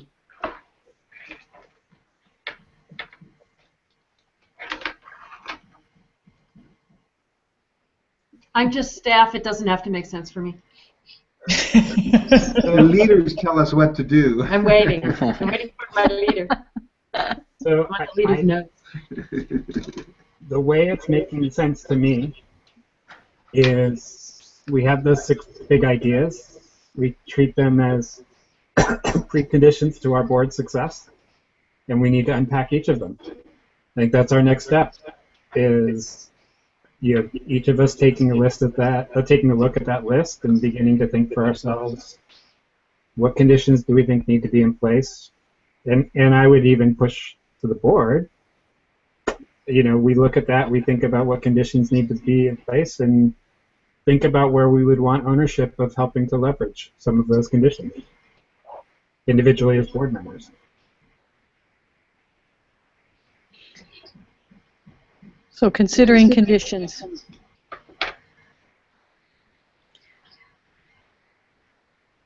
And what each of us bring to that.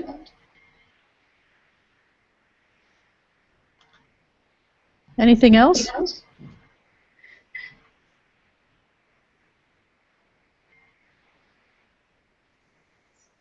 no, that makes sense to me.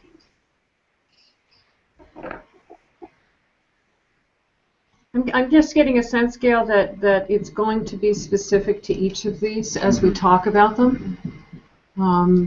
That I think one of the questions that's been clear in this conversation, Angie, you initially brought it up, where do I plug in as a board member? Where do I plug in to this conversation? Where do I plug into that next conversation? So maybe that needs to be one of the questions that we make sure that we're asking as we go through these questions, is the where do I plug in, where do I fit in? And maybe it's not, maybe it's not always, not each of us is going to plug into each of them. But whereas one of the things that when people have asked me in the past about when we've invited people to the board and they've said, I'm honored to be considered, what is the expectation of me, which is the first question you would expect somebody to answer, to ask. What I've always said is, obviously we expect you to be at board meetings and to be prepared for the board meetings. That's obviously a number one.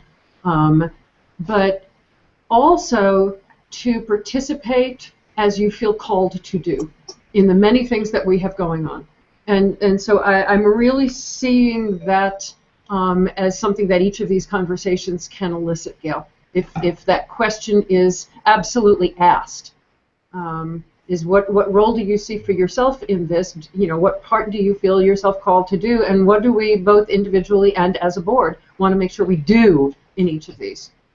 I wonder if there is a piece in between what you've just said, Hildy, and what we've laid out, and that is in the conversation about conditions and exploring what are our assumptions. Maybe there are assumptions that we're making about how we stage things so that people can participate as leaders. Maybe there are things that we are not noticing that we need to put in place in order to make it possible for people to simply say, oh yeah, I want to be there, or I can do this, or whatever. Maybe it's just the question of what do we need to know, or what do we think we don't know, or those kinds of in terms of a conditions question, it's a what do we need to have, what do we need to know, what do we need to believe, what do we need to agree upon in order for that to happen. I also think, though, from what Gail is saying, that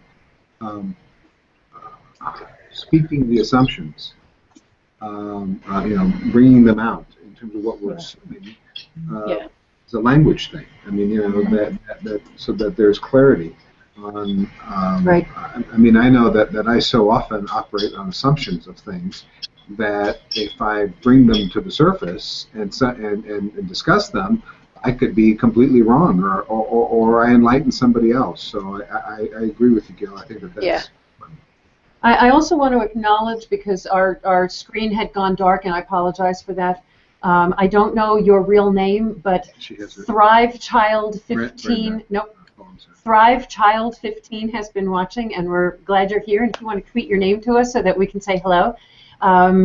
About almost an hour ago, and I'm really deeply apologizing for that, resonating that the board is the keeper of the vision and values-based questions, taking what we do and asking what it makes possible, and then later talking about, again, the key board role to track values in action, how best to find evidence of that so that infrastructure can be effectively aligned, which so much has to do with the stuff that we've been talking about. How do we best find evidence of our values and vision in action so that our board's infrastructure can make sure that everything is effectively aligned? And so I'm appreciative that you're here. I'm sorry we didn't see that earlier because our screen went dark. And we were deeply talking. Well, and it occurs to me, too, that is one of our assumptions that, with all due respect, that Hildy will create the stage or the framework in which participation will happen, because that's how it's been in the past. And if that's not the case, if we are all agreeing that it's simply not feasible for one person to be able to do all of that, to convene and to call us all together, then if not her, who, and if not her, how? And I think, Justin, you've put into the chat an idea for an approach. We have 6 topic areas. We have 12 meetings. Mm-hmm. We could alternate between 1 month and the next, each topic, month 1 being unpack the conditions and month 2 being taking the actionable steps. So almost pushing it into subcommittee so that we can get things done, but not calling it subcommittee. Well, I think you're talking really about board meetings. I mean, so yeah. I mean, I was sort of subcommittee meetings. Yeah, I mean, my thinking just with that was, again, coming from my space of feeling like sometimes we leave things kind of out there, productive conversation, but sort of that next step that, even if we carve it so that we're not consuming a full 2 board meetings, but, the first half of the board meeting, is exploring and unpacking the topic. If there are other issue areas that need attention, we provide that. To that, and then being able to come back the following month, again for maybe an hour or the first half of the board meeting to say, okay, what does this now mean for the expectations for us as board members, and what is it that we can bring to it? And I think one of the nice things that I like about that is it gives me 30 days to reflect on what I feel I can contribute as my asset. I think so too. Mm-hmm. I'm seeing, Justin, and I'm let me scribble this. I'm seeing Yes, that is. the format for. Oh, it's Karen. Oh, hello. Right, child. That makes sense. Who said that? Who noted that? I think it was Gail. Well, okay, cool. I'm looking at Gail's. What did we agree on? Is it finished? What are the next steps to finish it if it's not finished? What are we doing to share what we've learned? And I've added, and who will be engaged, which of our networks will be engaged in that? If that becomes our format for each of these discussions, sort of the checklist, I think that that's a really, really good pattern that will get us into the, okay, if it's not finished, if we don't all say it's finished, then it ain't finished. And what are the next steps? And then we make sure that that gets into the.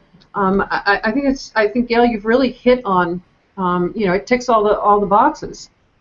Add that to the repository, whatever that is. Right. Where will it go?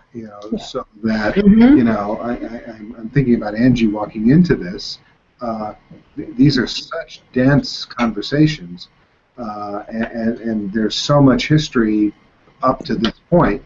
That to walk in, it can seem overwhelming. And every board has that same thing. Exactly. Because you join the board, you're handed the boat anchor book to go look through, and you're told, here, it's in the manual, which nobody's read since God was a boy, and you don't know where it is, and you don't know what policies are, and you don't know what's new. And for us to have a way what is the interrelationship of all of those things?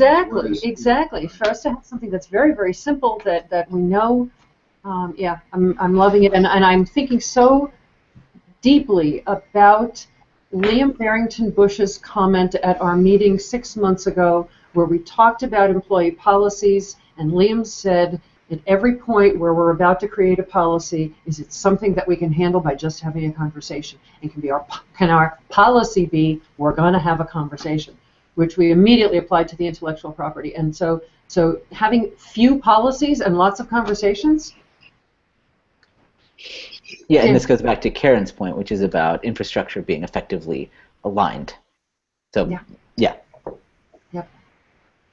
Otherwise, we could have like city ordinances that prohibit walking around with soap in your pocket on Sunday. No. Okay, you guys. It sounds like we, especially as Rebecca draws all this together for us. One of the things that I'm conscious of is there anybody who would be willing to at least go back in the past year and pull together a lot of it? I mean, with when we had documentarians, Rebecca and Deb doing the recording, their notes are amazing. When I started doing it, it turned into mush. So. There's a couple of months that aren't the greatest minutes in the world, but would somebody be willing to compile something that is a beginning tool for what we have already achieved, not what we're going to go forward with?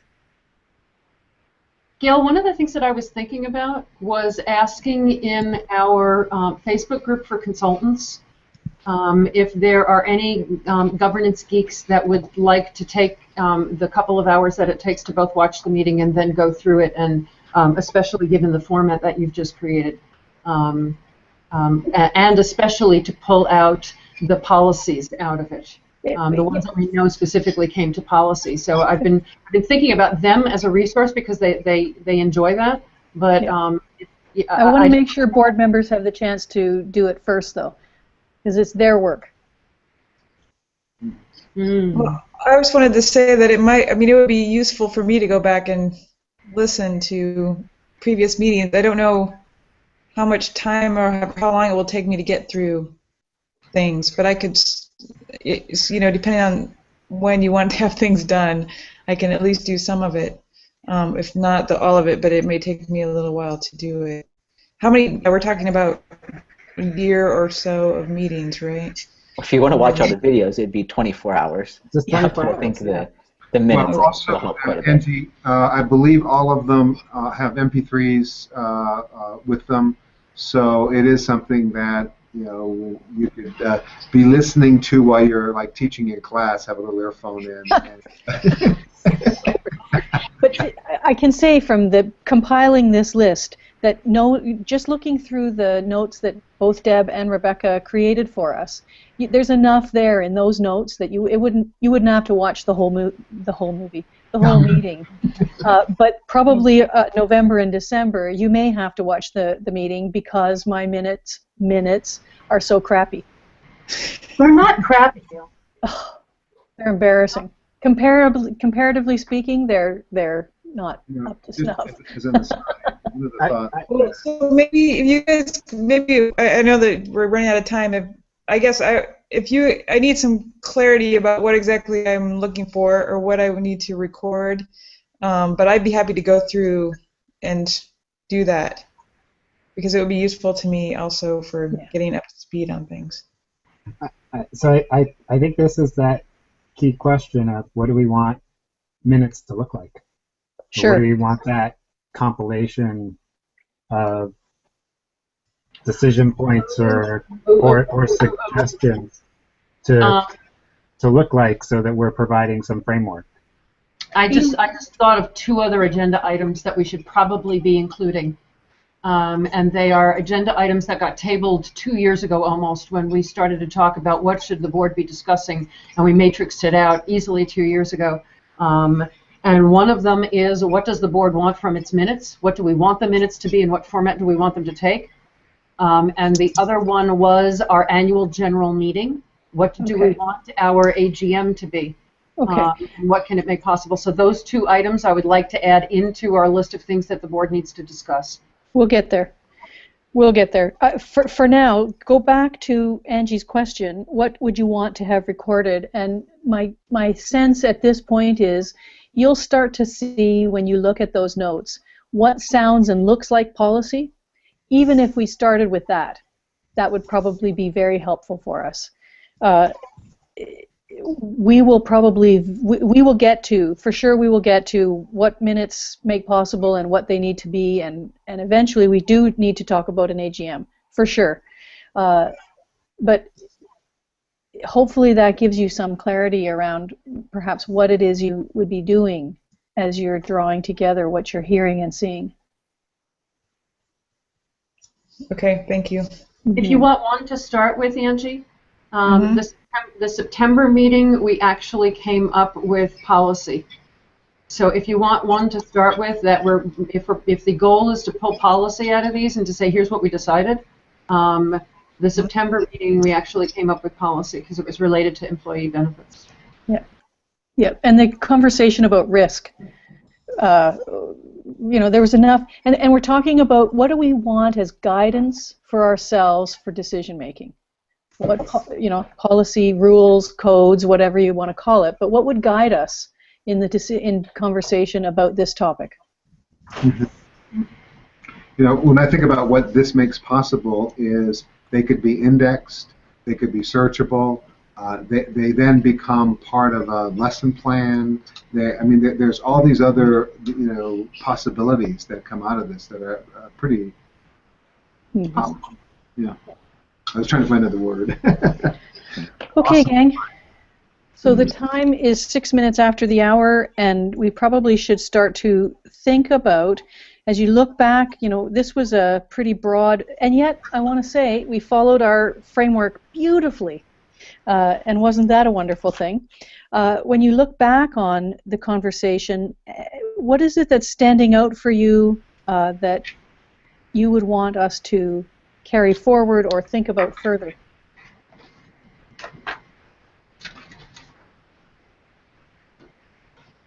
For me, it's this hand motion right here that Hildy was making a couple of times. But basically, I really like where we're headed for this next year, with sort of that as one of the main guiding principles, thanks to Justin's sort of framework of the flip-off between meetings. But I feel really good about that, and that. There's so many things that I want to combine all together, but I think that also combined with Karen's point about effectively aligning infrastructure, that makes me excited too. But yeah, really coming back to this. Thank you.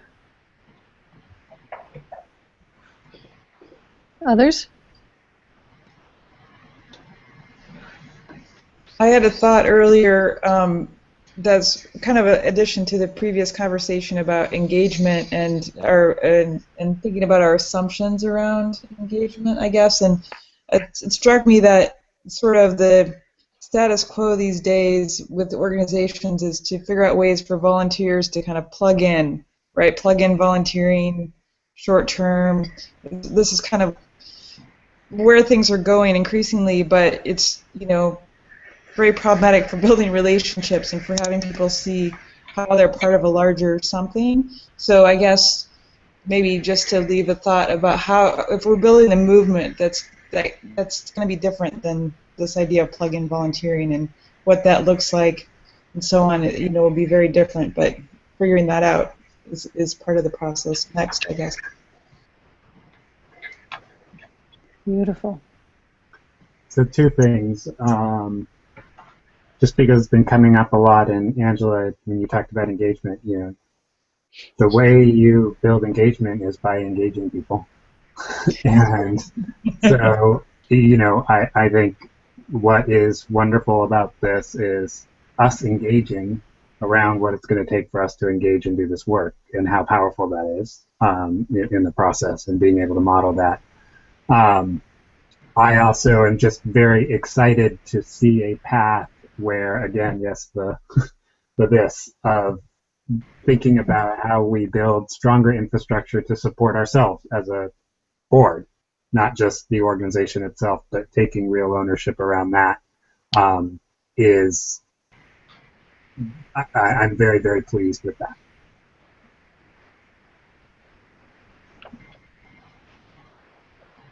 Others? I have two that are popping for me. One is I love the checklist that you came up with, Gail. That's just, I'm loving that. The second is I am deeply appreciative of your gentle reminder at every point that I can step back. You're gentle. That would be great, but the board needs to own the board.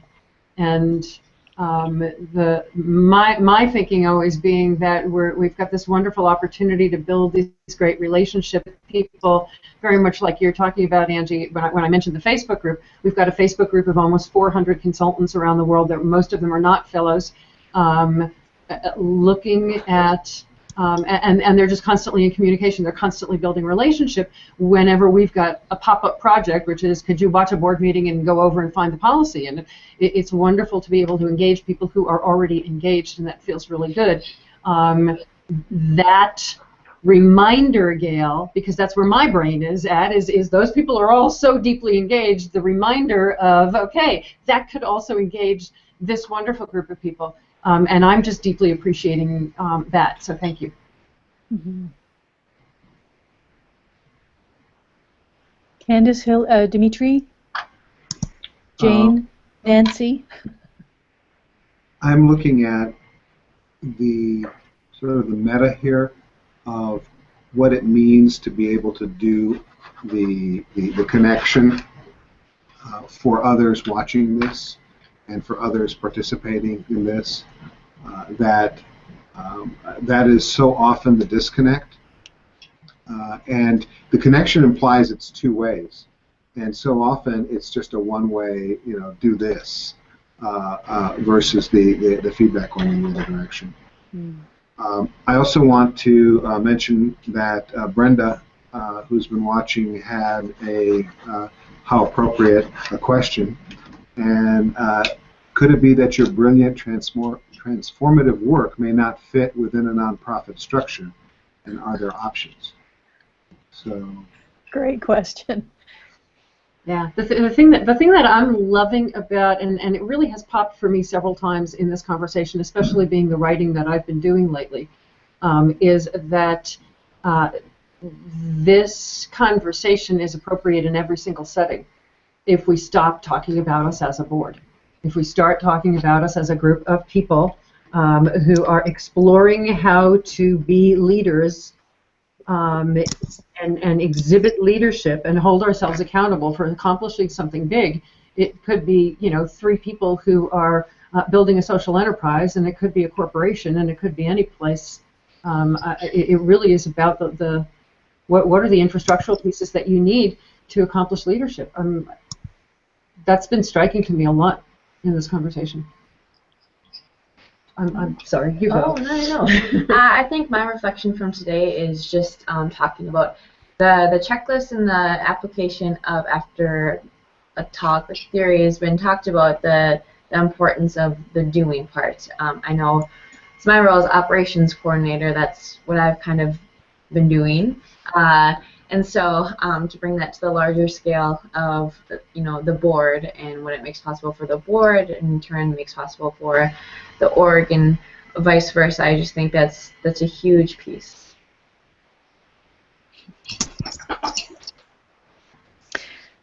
Well, that leaves have you seen anything? Is Brenda or Karen or Jane or Nancy? Got one more. One more. Wondering if new ways of doing things need new infrastructure, cooperative, collaborative, social enterprise. And again, that was Brenda. Beautiful.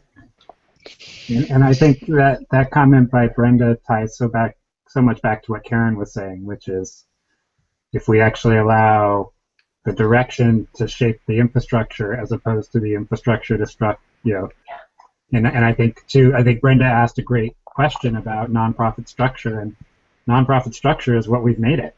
So we can remake it something else if we want. Absolutely. And so I think, Brenda, thank you for framing those questions and sort of bringing back up to the surface that, the structure should follow the goals and the outcomes that you want to see. So is this now a nation state that we can operate as structure? God, I hope not. Because they've got a great track record. Yeah, you're right. Scratch that idea. Thank you. It's the human race. Yep. So as we wrap up, I'll just give mine as an ending for the reflection part. I'm so conscious about the fact that I want to make sure, you always start out thinking that this is what the meeting, you frame a conversation, you think, okay, this might happen, that might happen. And what I'm really appreciative of all of you is how what you bring to the conversation that helps us to frame something so that we can be sensitive to what is real for each of us, as opposed to, as Justin just said, as opposed to framing some kind of structure that we have to fit ourselves into. We're trying to create something that can actually live with us. And I really do appreciate that a lot, because I find myself struggling to get out of that old head of, okay, this is what has to happen, and we need people to get involved. No, we need to involve ourselves where each of us are. And the more conversation we have, especially in our Facebook page and wherever it can be, on the phone or more Hangouts, I don't care what, but the more we can do that, we can blast apart the assumption that what we're doing fits somebody else's model. We're creating the one that we're creating it as we go. What do you guys talk about? Building the plane while we're flying it. Building the plane while we're flying it. Yeah. Building the bridge as you walk across. Choose any dangerous metaphor. Really. Oh, too scary. Yeah. Well, and Gail, just as one quick making me smile, almost at the exact time as you were saying what you were saying, Nancy Iannone said, we always come back to our relationships as people and as members of a movement. Yep. Beautiful. And what it takes to strengthen them. Okay, so next month we will be starting with one of our topics. It's fair to say? Sounds great. Can we have the conversation at the Facebook page about what that topic will be? Sure. Okay. At the Facebook group. Yeah. Yeah, at the group. Yeah. And Angie, you will be on the group now that you are officially on board. We'll get you in. We'll get you in. Okay. We'll teach you the secret handshake. Mm-hmm. Or it could be a fist bump. So if you just reach up to the screen and just. There you go. Very cool.